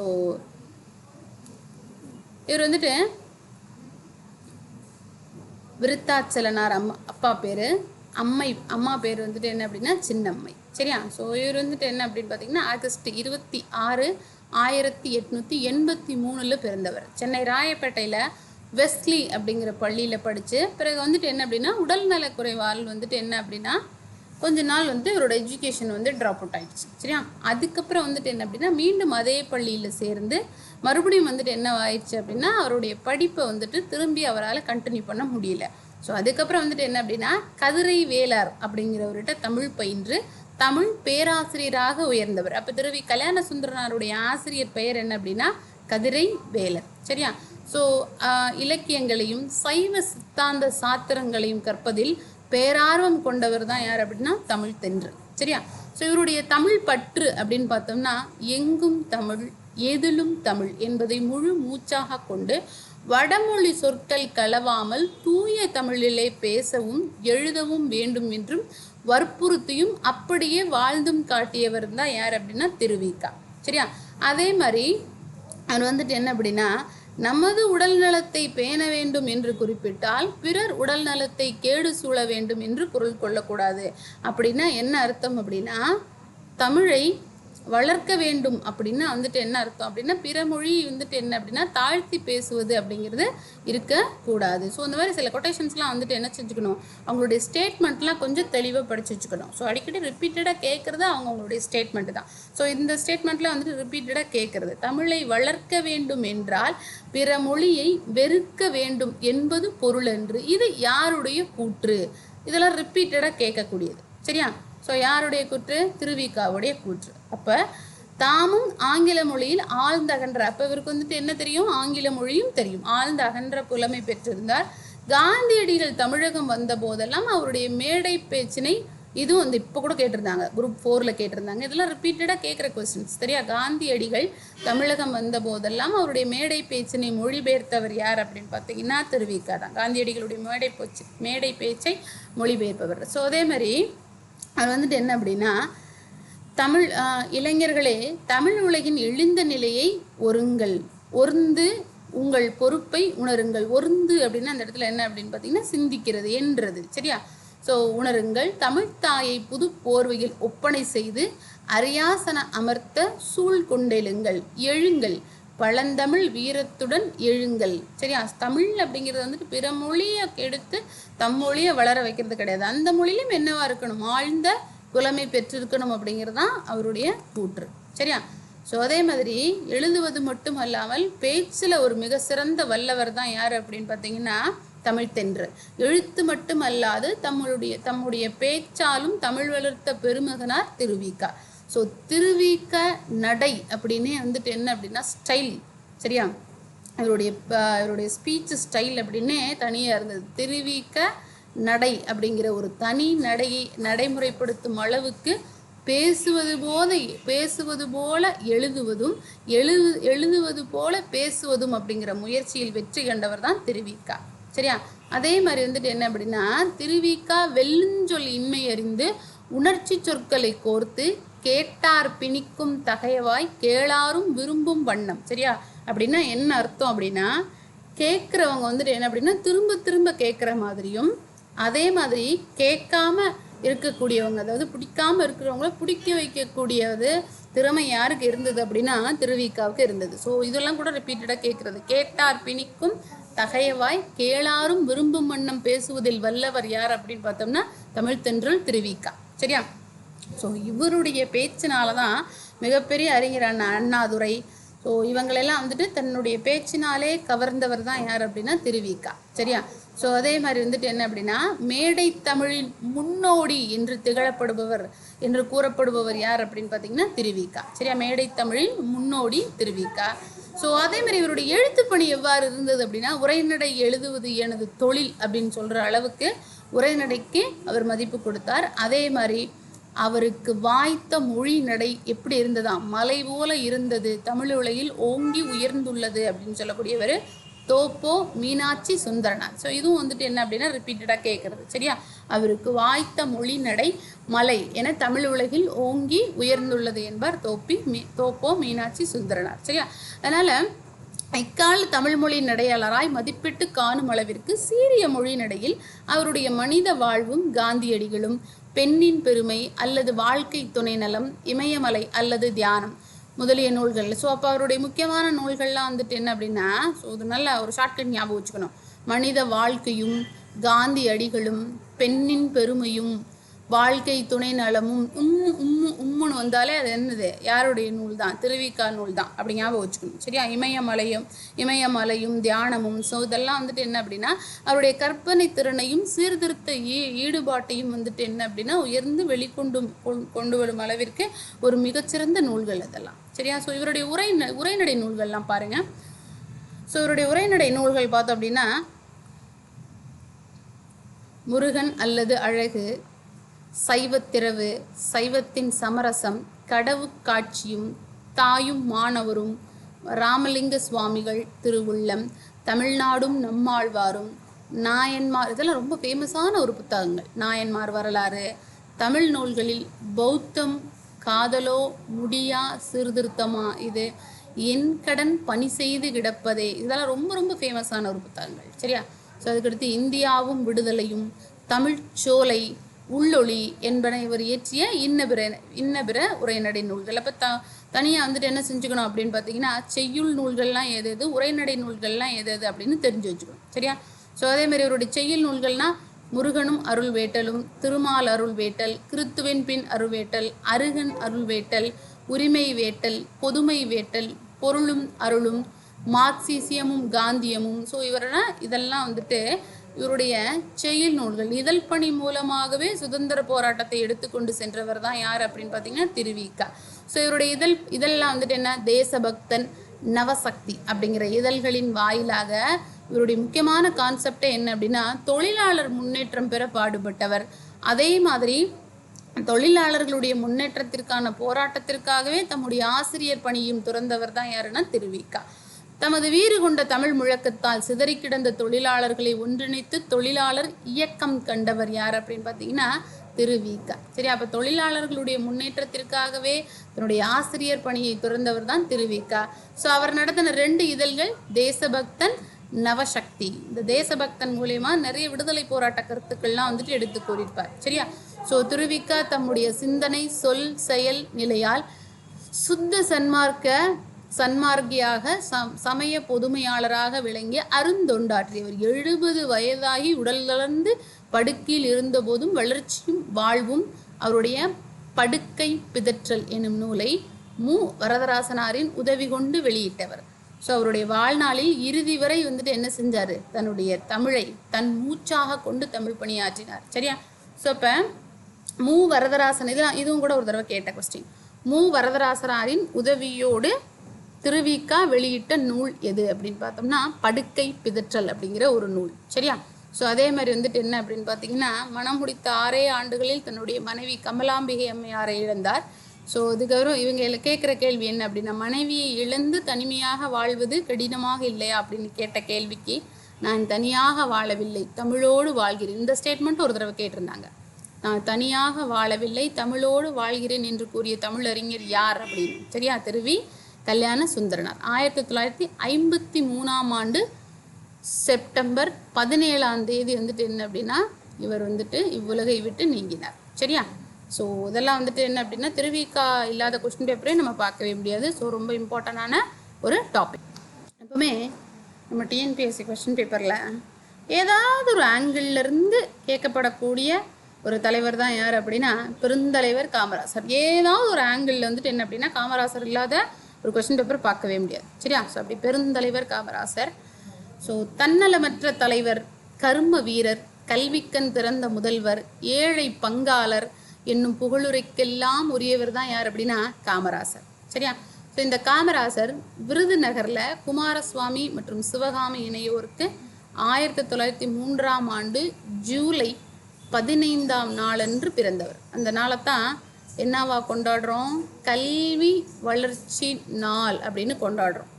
லாஸ்ட் குரூப் 4ல் கூட கேட்டிருந்தாங்க. சரியா? கல்வி வளர்ச்சி நாள். ஏதாவது ஒரு ஆங்கிள்லேருந்து காமராஜர் பற்றி கொஸ்டின் வந்துடும். சரியா? ஸோ இவருடைய வாழ்க்கை வரலாறு அப்படின்னு பார்த்தோம் அப்படின்னா, ஸோ ஒரு நாட்டாமையாக இருந்தவர் தான் யார் அப்படின்னு பார்த்தீங்கன்னா காமராசருடைய தாத்தா. ஸோ இவர் வந்துட்டு என்ன அப்படின்னா பல பஞ்சாயத்து கூட்டங்கள்லாம் வந்து தன்னுடைய பேரன் காமராசனை கூட்டிகிட்டு போகும்போது இவர் வந்துட்டு என்ன அப்படின்னா தாத்தாவினுடைய அந்த ஆக்டிவிட்டீஸ்லாம் பார்த்து ஸோ இவர் வந்துட்டு என்ன அப்படின்னு பார்த்தீங்கன்னா ரொம்ப ஆர்வமாக கவனிச்சுட்டு வந்து நிறைய நாலேஜை கேதர் பண்ணவர். ஸோ காமராசர் வந்து திண்ணைப்பள்ளியில் தமிழ் எழுத்துக்கள் எப்படி இருக்கும்னு கற்றுக்கொண்டதோடு ஒரே வருஷம்தான் என்ன பண்ணார் அப்படின்னா தமிழ் பாடம் கற்றார்.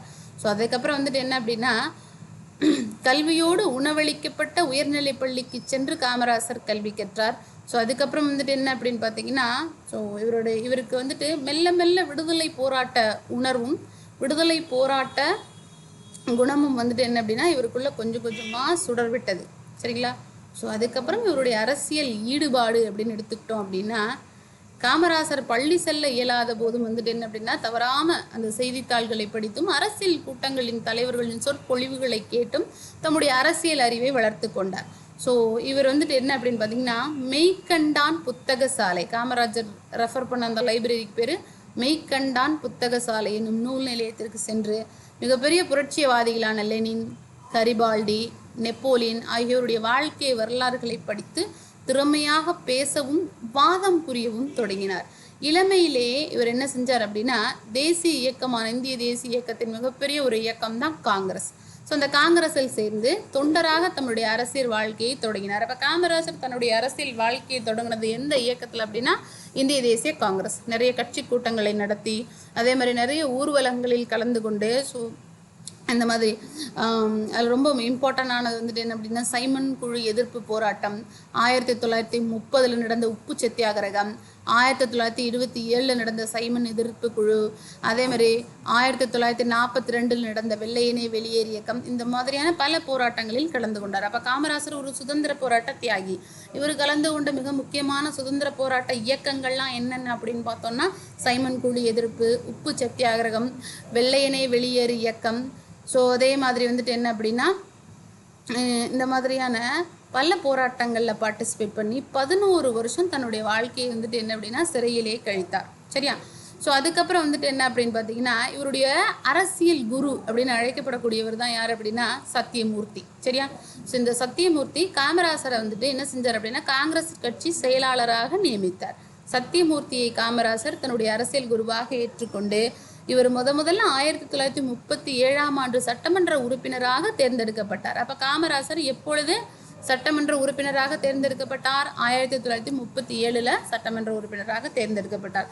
அதே மாதிரி 1939ஆம் ஆண்டு தமிழ்நாட்டு காங்கிரஸ் கட்சியின் தலைவராக காமராசர் தேர்ந்தெடுக்கப்பட்டார். அப்போ காங்கிரஸ் கட்சியினுடைய தலைவராக, தமிழ்நாடு காங்கிரஸ் கட்சியினுடைய தலைவராக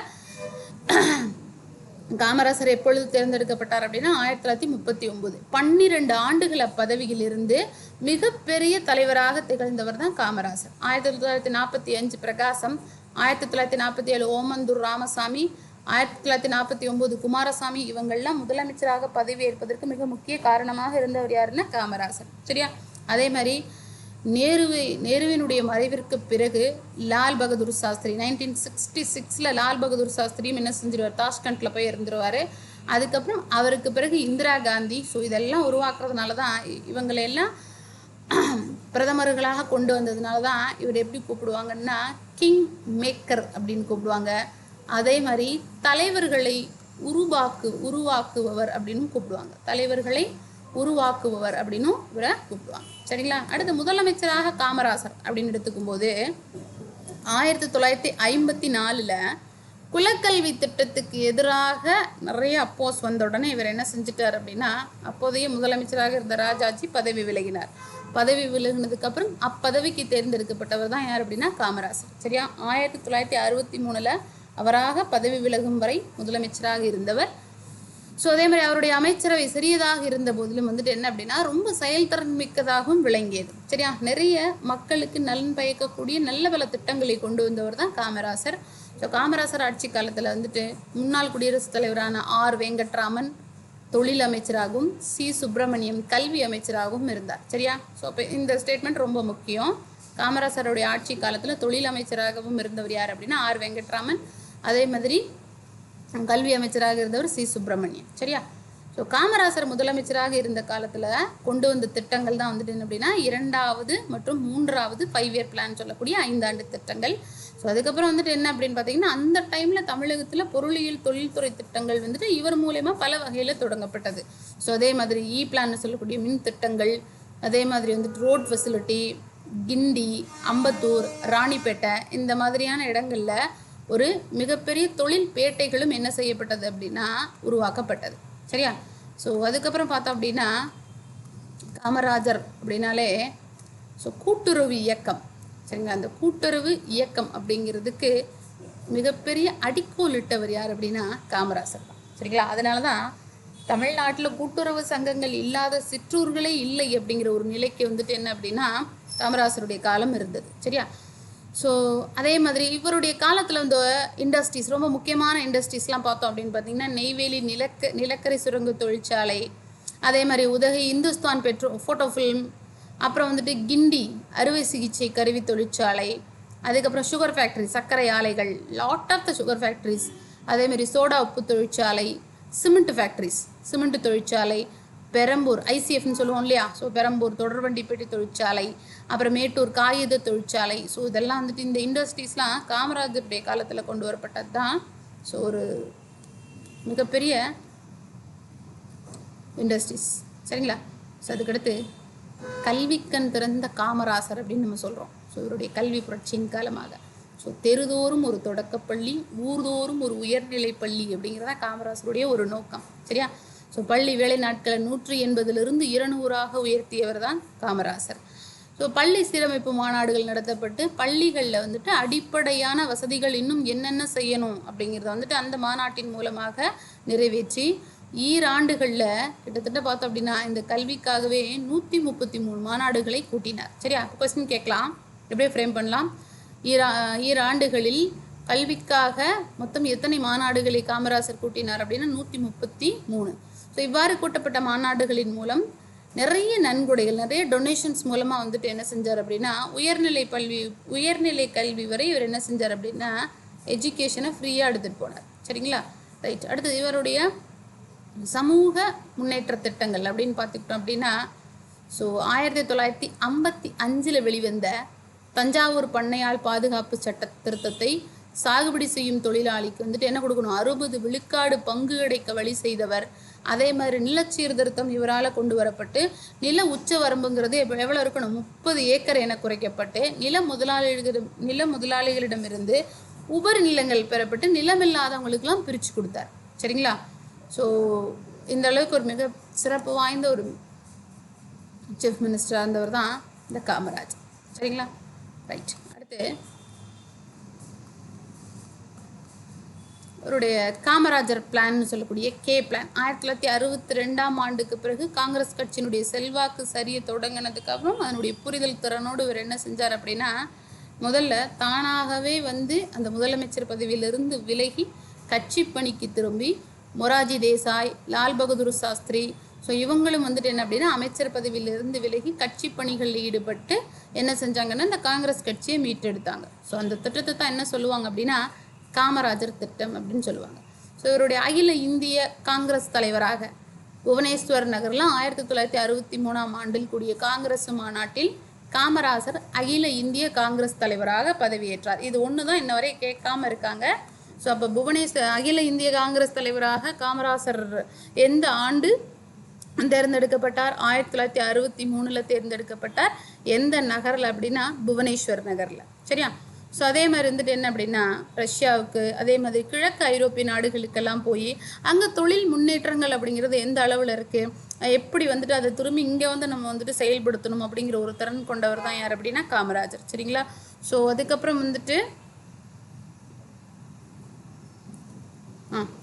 ஸோ நம்ம முன்னாடி சொன்னோம் இல்லையா லால் பகதூர் சாஸ்திரி, ஸோ இந்திரா காந்தியெலாம் வந்துட்டு எப்போ வந்துட்டு ஸோ இவர் தேர்ந்தெடுத்தாருன்னு. ஸோ இப்பேற்பட்ட இந்த காமராசருக்காக நம்மளுடைய இந்திய அரசாங்கம் செஞ்சது என்ன, நடுவண அரசு அப்படின்னா சென்ட்ரல் கவர்மெண்ட். சரியா? ஸோ செய்த சிறப்புகள் என்ன அப்படின்னா பாரத ரத்னா 1972 ஸோ இவருக்கு பாரத ரத்னா 76 1976 பாரத ரத்னா அப்படிங்கிற விருதும் அளிக்கப்பட்டு நாடாளுமன்றத்தில் இவருக்கு வந்துட்டு ஆளுயர வெண்கலை சிலையை நிறுவியும் சிறப்பித்தது. ஸோ தமிழக அரசு இவருடைய கல்வி பணியை சிறப்பிக்கும் வகையில் நம்மளுடைய மதுரை காமராஜர் யூனிவர்சிட்டி அப்படிங்கிறதுக்கு மதுரை காமராசர் பல்கலைக்கழகம் அப்படின்னு வந்துட்டு பெயர் சூட்டப்பட்டு காமராசருக்கு கன்னியாகுமரியில் காமராசருக்கு ஒரு மணிமண்டபம் கட்டப்பட்டது. சரிங்களா? ஸோ அதே மாதிரி காமராசர் வாழ்ந்த சென்னை இல்லம் வந்துட்டு நினைவு இல்லமாக அமைக்கப்பட்டு ஜூலை 15ஆம் தேதி என்ன செஞ்சாங்க அப்படின்னா ஒவ்வொரு வருடமும் கல்வி வளர்ச்சி நாள் அப்படின்னு கொண்டாடப்படுகிறது. இதெல்லாம் வந்துட்டு என்ன அப்படின்னா அரசு வந்துட்டு இவருக்கு இது வந்துட்டு ரிப்பீட்டடாக கேட்குற கொஸ்டின்ஸ், கல்வி வளர்ச்சி நாள். ஸோ இது வந்துட்டு என்ன அப்படின்னா ரிப்பீட்டடாக கேட்கக்கூடிய கேள்விகள். ஸோ நமக்கு கொஷின் பேப்பரில் தவறாமல் இடம்பெறக்கூடிய ஒரு இலக்கணம் எது அப்படின்னு பார்த்தீங்கன்னா அணி. சரிங்களா? ஸோ அணி அப்படின்னா என்ன அர்த்தம்? அழகு என்பது தான் அணி அப்படிங்கிறதனுடைய பொருள். சரியா? செய்யுளினுடைய கருத்தை அழகுபடுத்துவது தான் என்ன சொல்லுவோம் அப்படின்னா அணி அப்படின்னு சொல்லுவோம். சரிங்களா? ஸோ சொல்லாலும் பொருளாலும் அழகுபட எடுத்துரைப்பதுக்கு பேர் தான் அணி அப்படின்னு நம்ம சொல்லுவோம். ஸோ இதில் வந்துட்டு என்ன அப்படின்னா சில அணிகள் கொடுத்துருக்காங்க. அதில் ஃபஸ்ட்டு உவமை அணி. ஸோ ரிப்பீட்டடாக கேட்கக்கூடிய ஒரு அணி தான் வந்துட்டு என்ன அப்படின்னா உவமை அணி. சரியா? ஸோ அணிகளில் இன்றியமையாதது எது அப்படின்னா உவமை அணி. சரியா? மற்ற அணிகள் உவமையிலிருந்து கிளைத்தவை தான். சரியா? சொல் பின்வரு நிலையணி, சொல் அணி, சொல் பொருள் பின்வரு நிலையணி. ஸோ இதெல்லாம் வந்துட்டு உவமை அணிகள்லேருந்து கிளைத்த அணிகள் தான். சரிங்களா? இது உவமை தனியாக, உவமேயம் தனியாக. ஸோ இப்படி பிரித்து சொல்கிறதுக்கு பேர் தான் என்ன சொல்லுவோம் அப்படின்னா உவமை அணி. இப்போ பாருங்கள், மலர் பாதம், மலர் போன்ற பாதம். ஸோ இதில் வந்துட்டு பாதத்துக்கு வந்துட்டு என்ன அப்படின்னு பார்த்தீங்கன்னா மலர் என்ன சொல்லியிருக்கோம், உவமையாக சொல்லியிருக்கோம். சரியா? அப்போ உருவகம் வேற, உவமை வேற. சரியா? உவமை அப்படிங்கிறத உவமேயம். ஒரு பொருள் இருக்குது அப்படின்னா ஒரு பொருளோட அதுக்கு ஒப்பாக இன்னொரு பொருள் இருக்குது அப்படின்னு கம்பேர் பண்ணி சொல்கிறதுக்கு பேர் தான் என்ன சொல்லுவோம், உவமை அணி. பாருங்கள், பாதம் அப்படிங்கிறது உவமேயம். சரிங்களா? உவமை எது மாதிரி இருக்குது, மலர் மாதிரி இருக்குது. சரிங்களா? போன்ற அப்படிங்கிற உவமை உருவு. சரியா? அப்போ உவமை தனியாக, உவமேயம் தனியாக பிரித்து கூறுவதுக்கு பேர் தான் என்ன சொல்லுவோம் அப்படின்னா உவமை அணி. உதாரணமாக பாருங்கள், இனிய உளவாக இன்னாது ஊரல் கனியிருப்ப காய்கவர்ந்தற்று. சரியா? அப்போ கனிகளால் நிறைந்திருக்கக்கூடிய இந்த கடுஞ்சொல் பேசுவது எப்படி இருக்காமா, கனிகளால் இருக்கக்கூடியதை விட்டு காயை புசிப்பதற்கு சமமானம். அப்போ வந்துட்டு அதன் போன்று அப்படிங்கிற ஓம உருவு இந்த இடத்துல என்னவாயிருக்கு, மறைந்து வந்திருக்கு. சரிங்களா? அப்போ உவமை அணி அப்படிங்கிறது உவமை வேற, உவமேயம் வேற அப்படின்னு தனித்து பிரித்து கூறுவதுக்கு பேர் தான் என்ன சொல்லுவோம், உவமை அணி. அதே மாதிரி உருவகம் பாருங்க. அதாவது உருவகம் அப்படிங்கிறது வந்துட்டு என்ன அப்படின்னா, கவிஞன் தான் ஒரு பொருளை சிறப்பிக்க எண்ணி அதுக்கு ஈக்குவலாக இன்னொரு பொருளை வந்துட்டு என்ன செய்யறது அப்படின்னா அதை வந்துட்டு அதோடு சேர்த்து சொல்கிறது. உருவகம் அப்படிங்கிறது வந்துட்டு என்ன அப்படின்னா உவமை உவமேயம் ரெண்டுமே வந்துட்டு என்ன அப்படின்னா ஈக்குவலாக இருக்கிற மாதிரி சொல்கிறதுக்கு பேர் தான் உருவகம். உவமை அப்படிங்கிறது வந்துட்டு என்ன அப்படின்னா உவமேயம், அதாவது ஓமிக்கப்படும் பொருள் தனியாகவும் உவமை தனியாகவும் பிரித்து சொல்லக்கூடியதை தான் என்ன சொல்லுவோம் அப்படின்னா உவமைன்னு சொல்லுவோம். உருவகம் அப்படிங்கிறது உவமை உவமேயம் இது ரெண்டுமே ஒரு சேர தோன்றமாறு சொல்லுவதுக்கு பேர் தான் என்ன சொல்லுவோம், உருவகம் அப்படின்னு நம்ம சொல்லுவோம். சரியா? பாருங்க, இன்சொல் விளைநிலமான ஈதலே வித்தாக வன் சொற்களை கட்டு வாய்மை ஏறு வட்டி அன்பு நீர் வாய்ச்சி அறக்கதிர் ஈன்றதோர் பைங்கூழ் சிறுகாலை செய். சரியா? ஸோ இதில் பாருங்க, இன்சொல் அப்படிங்கிறது நிலமாகவும், வன் சொல்ங்கிறது களையாகவும், வாய்மைங்கிறது எருவாகவும், அன்புங்கிறது நீராகவும், அறங்கிறது கதிராகவும் உருவகப்படுத்தப்பட்டிருக்கு. இப்போ பாருங்க, மலர் பாதம், பாத மலர் இப்படி கூட சொல்லலாம். சரியா? இப்போ பாதம் எதுக்கு சமம், எது போன்று இருக்கு, மலர் போன்று இருக்கு. இது வந்துட்டு உவமை. சரியா? மலர் பாதம்.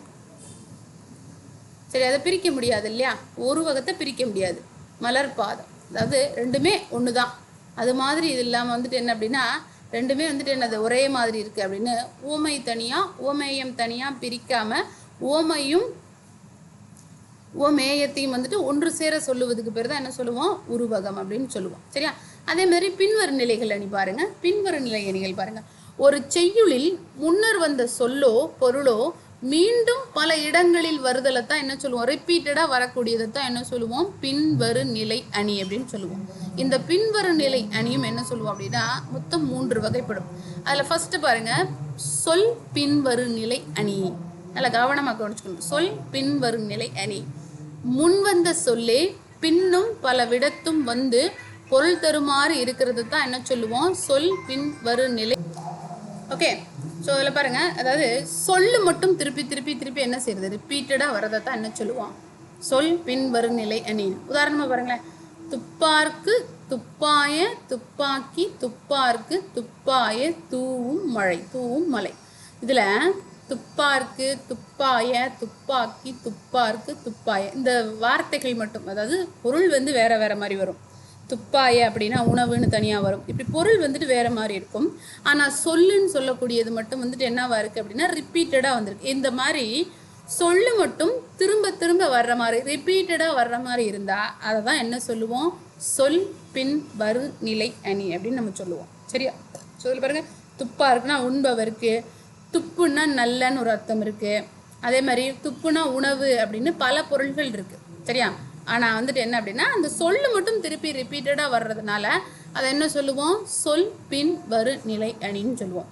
அடுத்து பாருங்களேன், பொருள் பின்வரு நிலை. பின்வரு நிலைகள் அணி பார்த்துட்ருக்கோம்.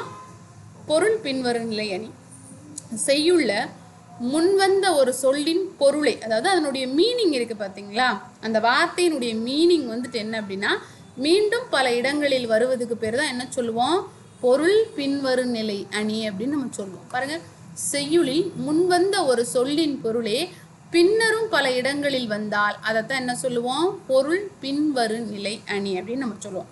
இப்போ பாருங்கள், உதாரணத்துக்கு அவிழ்ந்தன தோன்றி எழர்ந்தன காயா, நெகிழ்ந்தன நேர்முகை முல்லை, மகிழ்ந்திதழ் விண்டன கொண்டை கொன்றை விரிந்த கருவிளை கொண்டன காந்தல் குலை.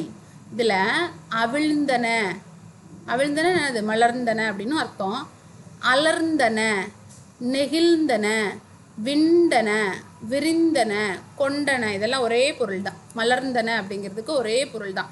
இப்படி பொருள் மட்டும் ரிப்பீட்டடாக திரும்பி திரும்பி வந்தால் அதை என்ன சொல்லுவோம் அப்படின்னா பொருள் பின்வரு நிலை அப்படின்னு சொல்லுவோம். சரியா? உதாரணமாக பாருங்கள், கேடில் விழிச்செல்வம் கல்வி ஒருவருக்கு மாடல்ல மற்றவை அவை. அப்போ கேடில் அப்படின்னாலும் வந்துட்டு என்ன அப்படின்னா கேடில் விழிச்செல்வம் கல்வி ஒருவருக்கு மாடல்ல மற்றவை. சரிங்களா? இல்லை செல்வம் அப்படின்னாலும் ஒன்று தான், மாடு அப்படின்னாலும் வந்துட்டு என்ன அப்படின்னா செல்வம் அப்படிங்கிறத தான் குறிக்கும். அந்த செல்வம்ங்கிற வார்த்தையை வந்துட்டு என்னது, செல்வம், மாடு, இதெல்லாம் வந்துட்டு செல்வம்ங்கிறத தான் குறிக்கும். அப்போ பொருளே வந்துட்டு என்ன அப்படின்னா ரிப்பீட்டடாக வந்தால் அதுக்கு பேர் தான் என்ன சொல்லுவோம், பொருள் பின் வரு நிலை அணி அப்படின்னு சொல்லுவோம். சரியாப்பா? S, right. ஸோ அடுத்து பாருங்கள், சொல் பொருள் பின்வரு நிலை. சொல்லும் பொருளும் ரிப்பீட்டடாக வந்தால் அதுக்கு பேர் என்ன சொல்லுவோம், சொல் பொருள் பின்வரு நிலை அணின்னு சொல்லுவோம். முன்னர் வந்த சொல்லும் பொருளும் பின்னர் பல இடங்களில் வருவதுக்கு பேர் தான் என்ன சொல்லுவோம் அப்படின்னா சொல் பொருள் பின்வரு நிலை அணி. அப்போ பின்வரு நிலை அப்படிங்கிறது மொத்தம் 3 வகைப்படும். என்னென்ன சொல்லுவோம், சொல் பின்வரு நிலை அணி, பொருள் பின்வரு நிலை அணி, சொல் பொருள் பின்வரு நிலை அணி. பாருங்க, எல்லா விளக்கும் விளக்கல்ல சான்றோருக்கு பொய்யா விளக்கே விளக்கு. சரியா? இந்த குறட்பாவில் விளக்கு அப்படிங்கிற ஒரு சொல்லு வந்துட்டு என்னவா இருக்குது, ரிப்பீட்டடாக வந்திருக்கு. சரியா? ஸோ இதுவும் வந்துட்டு என்ன அப்படின்னா சொல்லும் பொருளும் வந்து விளக்கு அப்படின்னா என்னது, ஒளி கொடுக்கக்கூடியது. சரியா? ஸோ இதே வந்துட்டு என்ன வந்திருக்கு, விளக்கு அப்படிங்கிறதும் வந்துட்டு என்ன அப்படின்னா ரிப்பீட்டடாக சொல்லும் பொருளும் சேர்ந்து வந்திருக்கு. அதனால் சொல் பொருள் பின்வரு நிலை அப்படின்னா என்ன அர்த்தம், சொல்லும் பொருளும் திரும்பி ரிப்பீட்டடாக வரக்கூடியதை தான் சொல் பொருள் பின்வரு நிலை அணி அப்படின்னு நம்ம சொல்லுவோம். சரியா? அடுத்து பாருங்க, வஞ்ச புகழ்ச்சி அணி. புகழ்வது போல பழிப்பதும் பழிப்பது போல புகழ்வதும் அப்படிங்கிறது தான் என்ன சொல்லுவோம், வஞ்ச புகழ்ச்சி அணி. திட்டுறது மாதிரி புகழ்றது, புகழ்ற மாதிரி திட்டுறது, அதுக்கு பேர் தான் என்னது, வஞ்ச புகழ்ச்சி அணி. இப்போ பாருங்களேன், தேவர் அணையர் கயவர் அவருந்தாம் மேவன செய்தொழுகலான். இப்போ கயவர்கள் தேவர்களுக்கு ஒப்பானவர்கள் அப்படின்னு புகழ்வது போல தோன்றினாலும் கயவர்கள்னா யார், திருடைங்க அப்படின்னு அர்த்தம். அந்த மாதிரி இழிந்த செயல்களை செய்யக்கூடியவங்க அப்படின்றத ஜஸ்ட் ஒரு குறிப்பால் உணர்த்துறதுனால தான் இது என்னது, வஞ்ச புகழ்ச்சி அணி. ஸோ அதே மாதிரி பாரி பாரி என்று பல ஏத்தி ஒருவர் புகழ்வர் சென்னா புலவர் பாறை ஒருவனும் அல்லன் மாறியும் உண்டு ஈண்டு உலகு புறப்பதுவே. இந்த பாடலுடைய பொருள் என்ன அப்படின்னா, பாரிங்கிற ஒருத்தனை புகழ்கிறாங்க, அதில் வந்துட்டு என்ன அப்படின்னா பாரி ஒருவர் மட்டுமா கைமாறு கொடுக்குறாங்க, மழை கூட தான் என்ன செய்யுது அப்படின்னா கைமாறு கருதாமல் எல்லாத்துக்கும் கொடுத்து உதவுது. ஸோ அப்போ வந்துட்டு என்ன அப்படின்னா அவர் மட்டும் பெரிய ஆள் கிடையாது, அவருக்கு ஈக்குவலாக மழையும் இருக்குது. இதுதான் வந்துட்டு என்னது, பழிப்பது போல புகழ்வது, புகழ்வது போல பழிப்பது. சரியா? ஸோ இதில் வந்துட்டு என்ன அப்படின்னா பழிப்பது போல தோன்றினாலும் அவருக்கு இணையாக கொடுப்பதற்கு யாரும் இல்லை அப்படிங்கிற ஒரு மீனிங்கும் வருது. சரியா? ஓகே, இதுவும் வந்துட்டு என்ன அப்படின்னா ரிப்பீட்டடாக ஒரு கொஸ்டின் கேட்குறது, வல்லினம் மிகும் இடங்கள் வல்லினம் மிகா இடங்கள். சரிங்களா? ஸோ இப்போ பாருங்க, வாணன் வேலை கொடுத்தான், வாணன் வேலை கொடுத்தான், வாணன் வேலை கொடுத்தான், வாணன் வேலை கொடுத்தான். இது ரெண்டில் இருக்கக்கூடிய வார்த்தைகளை பாருங்களேன். ஸோ இதில் வல்லின எழுத்துக்களான கசட தபர அப்படின்னு சொல்லக்கூடிய க ச த ப ஆகிய நான்குமே என்னதான் வருமா? மொழிக்கு முதலில் வரும்.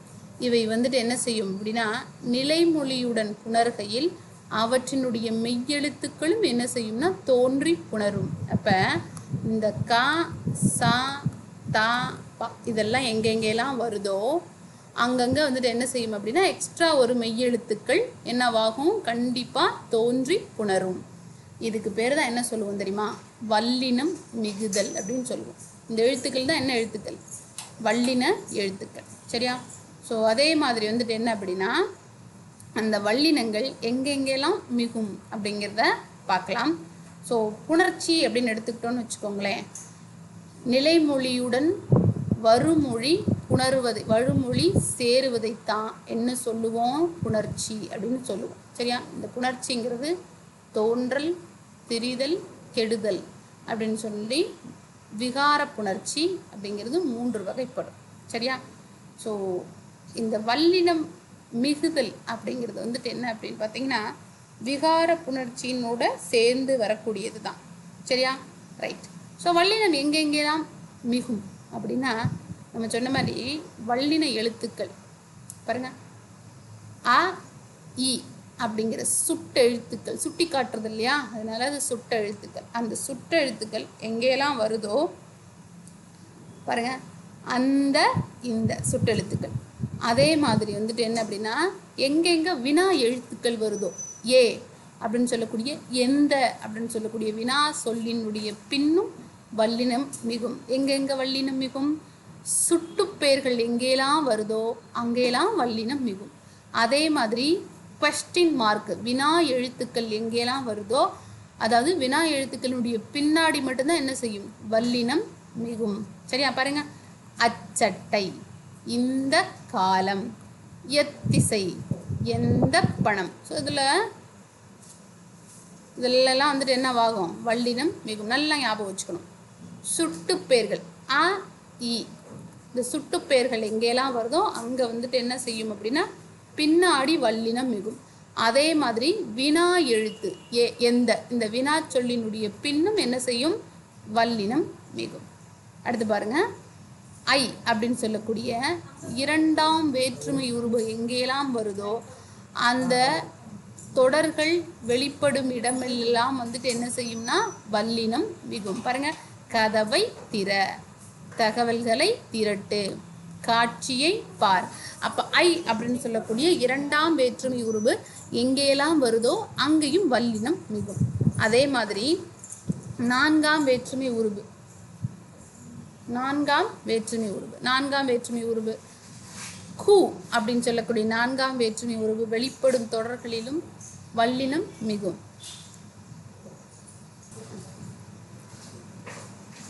Okay, right.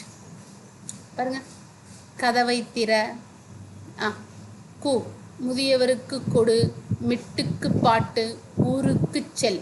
ஸோ இந்த கூங்கிறது எங்கெல்லாம் வருதோ அங்கேயும் என்னவாகும்? வல்லினம் மிகும். அதே மாதிரி பாருங்க, என, ஆக, இதெல்லாம் சொல் உருபுகள். இந்த சொல் உருபுகள் எங்கெல்லாம் வருதோ அங்கேயும் என்ன செய்யும்? வல்லினம் மிகும். பாருங்க, என, ஆக. ஸோ இதெல்லாம் என்னது? சொல் உருபுகள். ஆக, குடி. ஸோ இந்த மாதிரியான சொல்லுறுப்புகள் வரக்கூடிய இடத்துலையும் என்ன செய்யும்? வல்லினம் மிகும். பாருங்க, என கேட்டார், வருவதாக கூறு. சிம்பிள் ஆக ஆக ஆகன்னு எங்கெல்லாம் வருதோ அங்கேயும் என்ன செய்யும்? வல்லினம் மிகும். சரியா? ரைட். அடுத்து வேற எந்தெந்த இடங்கள்ல எல்லாம் வல்லினம் மிகும்? சரியா? பாருங்க, அதற்கு, இதற்கு, எதற்கு. சரியா? அப்ப அந்த, இந்த, அதற்கு, இதற்கு, எதற்கு, இந்த மாதிரியான சொற்களினுடைய பின்னாலும் என்ன செய்யும்? வல்லினம் மிகும். பாருங்க, அதற்கு சொன்னேன், இதற்கு கொடு, எதற்கு கேட்கிறாய். அப்ப அந்த, இந்த, அதே மாதிரி அதற்கு, இதற்கு, எதற்கு அப்படிங்கிறதுக்கு பின்னாடியும் என்ன செய்யும்? வல்லினம் மிகும். அதே மாதிரி இனி, தனி இப்படி இந்த சொற்கள் வந்தாலும் என்ன செய்யும்? வல்லினம் மிகும். இனி காண்போம் தனி சிறப்பு. அப்போ பாருங்க, மிக என்னும் சொல்லின் பின்னாலும் என்ன செய்யும்? வல்லினம் மிகும். மிக பெரியவர், மிக அரிது. ஸோ இதில் நீங்கள் சிம்பிளாக எப்படி ஞாபகம் வச்சுக்கலாம்? க, நான் சொன்ன மாதிரி க ச த ப எங்கெல்லாம் வருதோ அங்கேயும் என்ன செய்யும்? வல்லினம் மிகும். சரியா? ரைட். அடுத்து பாருங்க, எப்போவுமே எண்ணு பேர்களில் வல்லினம் மிகாது. ஆனால் என்ன செய்யும் அப்படின்னு பார்த்தீங்கன்னா, கண்டிஷன் சப்ளை இருக்குது அதுக்கும். அதில் வந்துட்டு என்ன அப்படின்னா 8 10 இந்த 2 நம்பர் பேர்லேயே என்ன செய்யும்? வல்லினம் மிகும். அப்போ ஸ்டேட்மெண்ட் வைஸ் கொஸ்டின்ஸில் கேட்பாங்க. எப்படி கேட்பாங்கன்னா, எண்ணு பேர்களில் வல்லினம் மிகாது ஆனால் கண்டிஷன் சப்ளை இருக்குது. எப்படி? 8 10 இந்த எண்ணு பேர்களில் வல்லினம் மிகும். சரியா? ஸோ 8 10 பாருங்கள், 8 தொகை 10 பாட்டு. சிம்பிளாக சொல்லிட்டோமா? சரி. அதே மாதிரி ஓரெழுத்து ஒரு மொழி, தனியாக எங்கெங்கெல்லாம் ஓரெழுத்து ஒரு மொழி வந்திருக்கோ அங்கேயும் என்ன செய்யும் அப்படின்னா வல்லினம் மிகும். பாருங்கள், தீ பிடித்தது, பூ பந்தல். சரியா? அதே மாதிரி ஈறுகட்ட எதிர்மறை பெயரச்சத்தின் பின்னாலும் வல்லினம் மிகும். என்ன மேம் ஈறுகட்ட எதிர்மறை பெயரச்சம் அப்படின்னா, இப்போ பாருங்கள், கூவிய பெயரச்சம், கூவாத, இதுதான் எதிர்மறை பெயரச்சம். இதுவே கூவா அப்படின்னு வந்தால் என்ன? ஈறு கெட்டு போயிருக்கு இல்லையா? அதனால தான் இது ஈறுகட்ட எதிர்மறை பெயரச்சம் அப்படின்னு சொல்லுவோம். சரியா? ரைட். பாருங்க, கூவா குயில், ஓ ஆ ஆ ஆ, அதை நல்லா ஞாபகம் வச்சுக்கணும். ஆ ஆ. சரியா? அப்போ கூவா குயில், ஓடா குதிரை, இந்த இடங்களிலும் இந்த ஈறுகட்ட எதிர்மறை பெயரச்சங்கள் எங்கெங்கெல்லாம் வருதோ அங்கேயும் என்ன செய்யும்? வல்லினம் மிகும். சரியா? அடுத்து பாருங்க, வன்தொடர் குற்றியலுகரங்கள் நிலைமொழியாக வந்தால் அங்கேயும் என்ன செய்யும்? வல்லினம் மிகும். வன்தொடர் குற்றியலம்னா என்னப்பா? கசட தப்ப. சரியா? ஸோ பாருங்க, கேட்டு விற்று. சரியா? கேட்டு கொண்டான், விற்று சென்றான். ஸோ இதிலெல்லாம் இந்த வன்தொடர் குற்றியலுகங்களையும் நிலைமொழி வந்துட்டு என்ன கே விற்று. ஸோ இங்கெல்லாம் வந்துட்டு என்னது? வன்தொடர் குற்றியலுகரங்கள் இருக்கிறதுனால அங்கேயும் என்ன செய்யும்? வல்லினம் மிகும். சரியா? Yes, right. அடுத்து பாருங்களேன், அகர இகர அப்படின்னு சொல்லக்கூடிய ஈற்று இந்த வினையச்சங்களுடன் புணர்கையில் வல்லினம் மிகும். என்ன வினையச்சங்களுடன் வல்லினம் மிகுமான? எஸ் மிகும். கண்டிஷன் சப்ளை இருக்கு. அகர இகர ஈற்று வினையச்சங்களுடன் புணர்கையில் என்ன செய்யும்? வல்லினம் மிகும். பாருங்க, ஆடச் சொன்னார், ஓடி போனார். ரைட்டா? அதே மாதிரி 6ஆம் வேற்றுமை தொகையிலும் வல்லினம் மிகும். சரியா? அதாவது 2ஆம் வேற்றுமை தொகையில் வல்லினம் மிகும் வெளிப்படையாக வந்தா. சரியா? ரைட். பாருங்க, 6ஆம் வேற்றுமை தொகையிலும் வல்லினம் மிகும். பாருங்க, புலித்தோல். சரியா? இன் வருது இல்லையா? புலியினது தோல், அப்போ புலித்தோல். அடுத்து திசை பெயர்களில் கண்ணை முடிக்கிட்டு இதை ஞாபகம் வச்சுக்கணும். திசை பெயர்களில் வல்லினம் மிகும். கிழக்கு பகுதி, வடக்கு பக்கம், மேற்கு பகுதி, தெற்கு நிலம். சரியா? ரைட். ஸோ அந்த மாதிரி திசை பெயர்கள் எங்கெங்கெல்லாம் வந்திருக்கோ அங்கங்கேயும் என்ன செய்யும்? வல்லினம் மிகும். அதே மாதிரி இருபெயரோட்டு பண்புத்தொகை, இருபெயரோட்டு பண்புத்தொகை. சரியா? இந்த இருபெயரோட்டு பண்புத்தொகையிலும் வல்லினம் மிகும். உதாரணமாக பாருங்க, மல்லிகை பூ, சித்திரை திங்கள். இங்கே பாருங்க, பூனா இருபெயரோட்டு பண்புத்தொகைன்னா என்ன மேம்னா, பூனாலும் ஒன்று தான், மல்லிகைனாலே நம்ம என்ன செஞ்சுக்கிறோம்? பூன்னு ஞாபகம் வச்சுக்கோம் இல்லையா? ஸோ இந்த பூ அப்படிங்கிறதுக்கு 2 பேர் இருக்கிறதுனால வந்து தான் என்ன சொல்லுவோம்? இருபெயரோட்டு பண்பு தொகையும்பா. பாருங்க, சித்திரைனாலும் மாதம் தான், திங்கள்னாலும் மாதம் தான், இப்படி 2 பேர் வச்சு வர்ற மாதிரி இருக்கிறதுனால தான் அது என்ன சொல்லுவோம்? இருபெயரோட்டு பண்பு தொகை அப்படின்னு சொல்லுவோம். சரியா? ரைட். இந்த இருபெயரோட்டு பண்பு தொகை எங்கெல்லாம் வருதோ அங்கேயும் என்ன செய்யும்? வல்லினம் மிகும். அதே மாதிரி உவமை தொகையில வல்லினம் மிகும். தாமரை பாதம். ரைட்டா?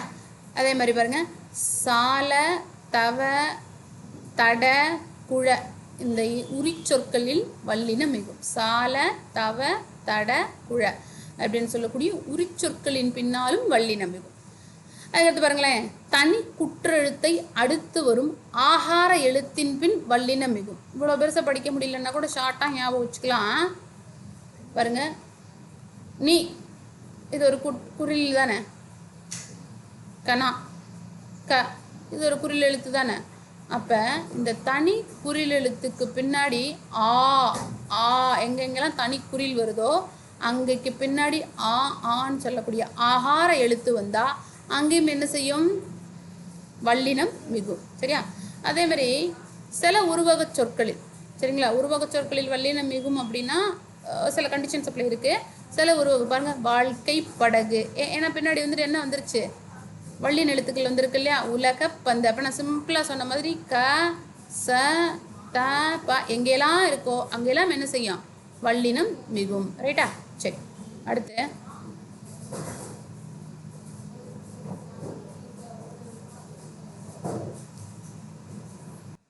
அதே மாதிரி புணர்ச்சி. ஸோ அதுவும் வந்துட்டு ரொம்ப முக்கியம். சரிங்களா? ஸோ இந்த பிரித்தெழுதுக சேர்த்தெழுதுக அப்படின்னு நம்ம கொஸ்டின் கேட்குறாங்க இல்லையா? எல்லாம் சரியான முறையில் புணர்ச்சி தெரிஞ்சால் தாராளமாக நம்மளால் என்ன செய்ய முடியும்? சரியான முறையில் பிரித்து எழுதணும். சரியா? புணர்ச்சி அப்படிங்கிறது 2 சொற்களுக்கு இடையில் நிகழ்வதுக்கு பேர் தான் புணர்ச்சி அப்படின்னு சொல்லுவோம். நிலைமொழி வருமொழி, வருமொழி நிலைமொழியாகி நிற்கக்கூடியது. சரியா? அப்படி இரு மொழிகளுக்கு இடையே நிகழ்வதை தான் என்ன சொல்லுவோம்? புணர்ச்சி. ஒரு சொல்லோடு ஒட்டுக்களோ இன்னொரு சொல்லோ இணையலாம். இந்த மாதிரி இணையக்கூடிய போது அந்த சவுண்ட் இருக்கு இல்லையா, அந்த ஒலி நிலைகளில் மாற்றங்கள் என்ன செய்யும் அப்படின்னா நிகழ்வதுண்டு. அப்படி மாற்றங்கள் நிகழக்கூடியதை தான் என்ன சொல்லுவோம்? புணர்ச்சி. சில டைம்ஸில் வந்துட்டு என்ன அப்படின்னா மாற்றங்களோடும் சில டைமில் மாறாததோடும் என்ன செய்யும் அப்படின்னா புணரும். சரியா? புணர்ச்சி அப்படிங்கிறது வந்துட்டு என்ன அப்படின்னா பாருங்க, புணர்ச்சி நிலைமொழியின் இறுதி எழுத்தை பொறுத்தே உயிரீறு மெய்யீறு எனவும் வருமொழியின் முதல் எழுத்தை பொறுத்து உயிர் முதல் மெய் முதல் அப்படின்னு பிரிக்கலாம். அது எப்படி மேம் அப்படின்னா பாருங்க, எழுத்து வகையால் சொற்கள் 4 வகைப்படும். பாருங்க, கலை அழகு உயிரீறு வருதா? கலை அழகு உயிரீறு. மண் குடம், மண் குடம். சரியா? அப்போ மெய்யீறு. அதே மாதிரி வாழை இலை வருதா? அப்போ இது வந்துட்டு என்னது? உயிர் முதல். வாழை மரம், அப்போ மெய் முதல் வருதா? சரி, அப்போ இப்புணர்ச்சியை நிலைமொழி இறுதி எழுத்து வருமொழி முதல் எழுத்து அடிப்படையில் மொத்தம் 4ஆக பிரிக்கலாம். எப்படி பிரிக்கலாம் அப்படின்னா உயிர் முன் உயிர், உயிர் முன் உயிர், உய்முன் உயிர் முன் மெய், மெய் முன் உயிர், மெய் முன் மெய். பாருங்க, உயிர் முன் உயிர். பாருங்க, மணி மணி அடி, மணி அடி. சரி, அப்போ இன்னு கூட்டல் வருதா? அப்போ என்ன வந்திருக்கு? உயிர் முன் உயிர் வந்திருக்கா? சரி, அதே மாதிரி பாருங்க, பனி காற்று, பனி வருதா? பனி காற்று, பனி காற்று. அப்போ உயிர் முன் மெய் வந்திருக்கா? அதே மாதிரி மெய் முன் உயிர், ஆள் மெய் வந்துருச்சா? இலை, ஆள் இலை. அப்போ மெய் முன் உயிர் வந்திருக்கா? மெய் முன் மெய், மரக்கிளை, இக்கு வந்திருக்கா? அப்போ இக்கு கூட்டல் மரக்கிளை. சரியா? ஸோ இந்த மாதிரி அந்த எழுத்துக்களை வகையை வச்சு நம்ம என்ன செஞ்சுக்கலாம் அப்படின்னா 4 வகையாக பிரிக்கலாம். பார்க்கலாம். முதல்ல புணர்ச்சி அப்படிங்கிறது இயல்பு புணர்ச்சி, விகார புணர்ச்சின்னு 2 வகைப்படும். புணர்ச்சியில் நிலைமொழியும் வருமொழியும் அடையும் மாற்றங்கள் அடிப்படையில் புணர்ச்சியை வந்துட்டு என்ன செய்யலாம்? 2 வகைப்படுத்தலாம். புணர்ச்சியின் போது மாற்றங்கள் எதுவுமின்றி இயல்பாக புணர்வதைத்தான் என்ன சொல்லுவோம் அப்படின்னா இயல்பு புணர்ச்சின்னு சொல்லுவோம். சரியா? உதாரணமாக பாருங்கள், வாழை மரம். அப்போ வாழை கூட்டல் மரம், இது எந்த விதமான ஒரு இதுவுமே இல்லாமல் புணர்ந்துருக்கு. அதே மாதிரி செடி கொடி. அப்போ செடி கொடி. மண்மலை, மண் கூட்டல் மலை மண்மலை. இந்த மாதிரி எந்த விதமான ஒரு மாற்றமும் இல்லாமல் இயல்பாக புணர்வதுக்கு பேர் தான் என்ன சொல்லுவோம்? இயல்பு புணர்ச்சி. இதுவே விகார புணர்ச்சினா, ஸோ விகார புணர்ச்சினா பாருங்க, தோன்றல், திரிதல், கெடுதல் அப்படின்னு சொல்லக்கூடிய 3 வகைப்படி புணர்வதை தான் என்ன சொல்லுவோம் அப்படின்னா விகார புணர்ச்சி அப்படின்னு நம்ம சொல்லுவோம். சரியா? விகார புணர்ச்சி. இப்போ பாருங்க,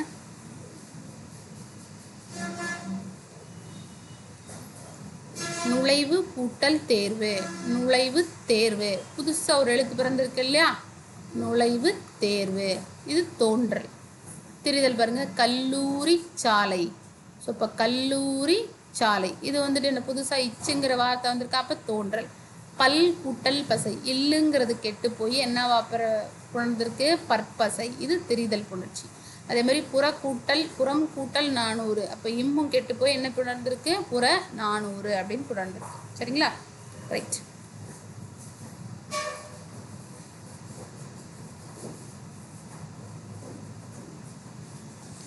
வல்லினம் மிகும் இடங்கள் பார்த்தோம், வல்லினம் மிகா இடங்கள். ஸோ அதையும் தெரிஞ்சு வச்சுக்கணும். சரியா? ஸோ பாருங்க,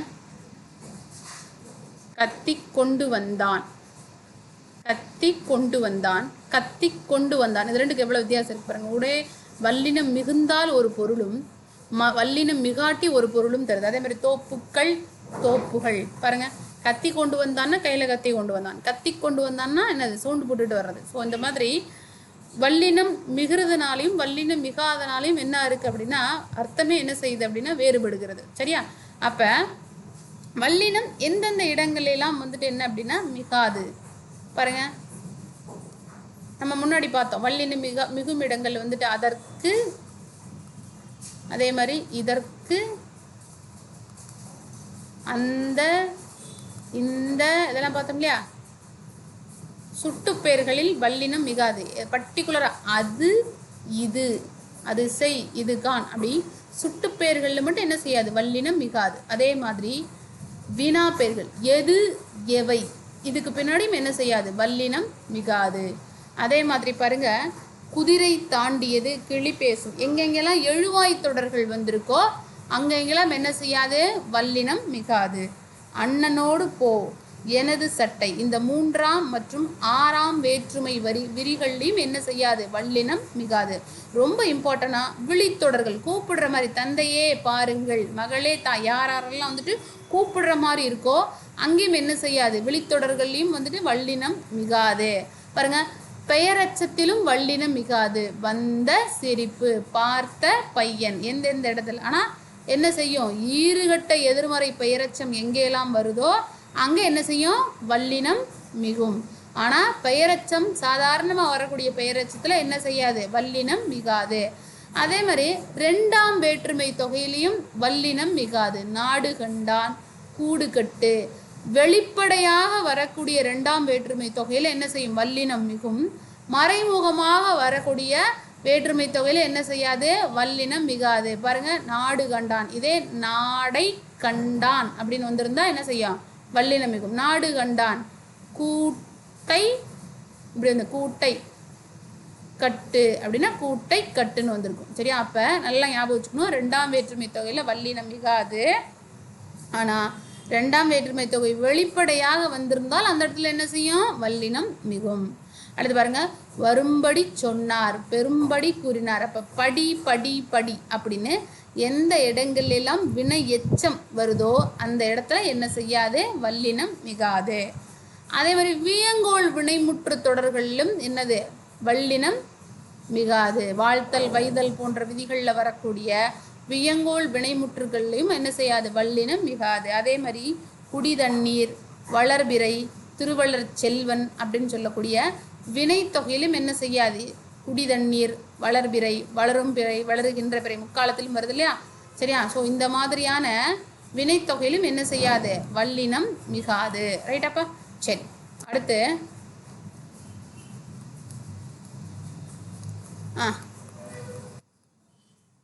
நான் முன்னாடி சொன்னேன் 8 10ங்கிற நம்பர்ஸ் தவிர்த்துட்டு எந்தெந்த எண்ணு பெயர்கள்லாம் வருதோ அங்கேயும் என்ன செய்யாது, வல்லினம் மிகாது. அதே மாதிரி உம்மை தொகை, தாயும் தந்தமை, உவமையிலையும் வரும், உருவகத்திலையும் வல்லினம் மிகும். ஆனால் உம்மை தொகையில் தாயும் தந்தையும், அண்ணனும் தங்கையும், அவளும் அவனும், இந்த மாதிரி எங்கெங்கெல்லாம் உம்முன்னு வரக்கூடிய உம்மை தொகையில் என்ன செய்யாது, உம்மைக்கும் எண்ணுமைக்கும் என்ன வித்தியாசம்னு தெரியணும்.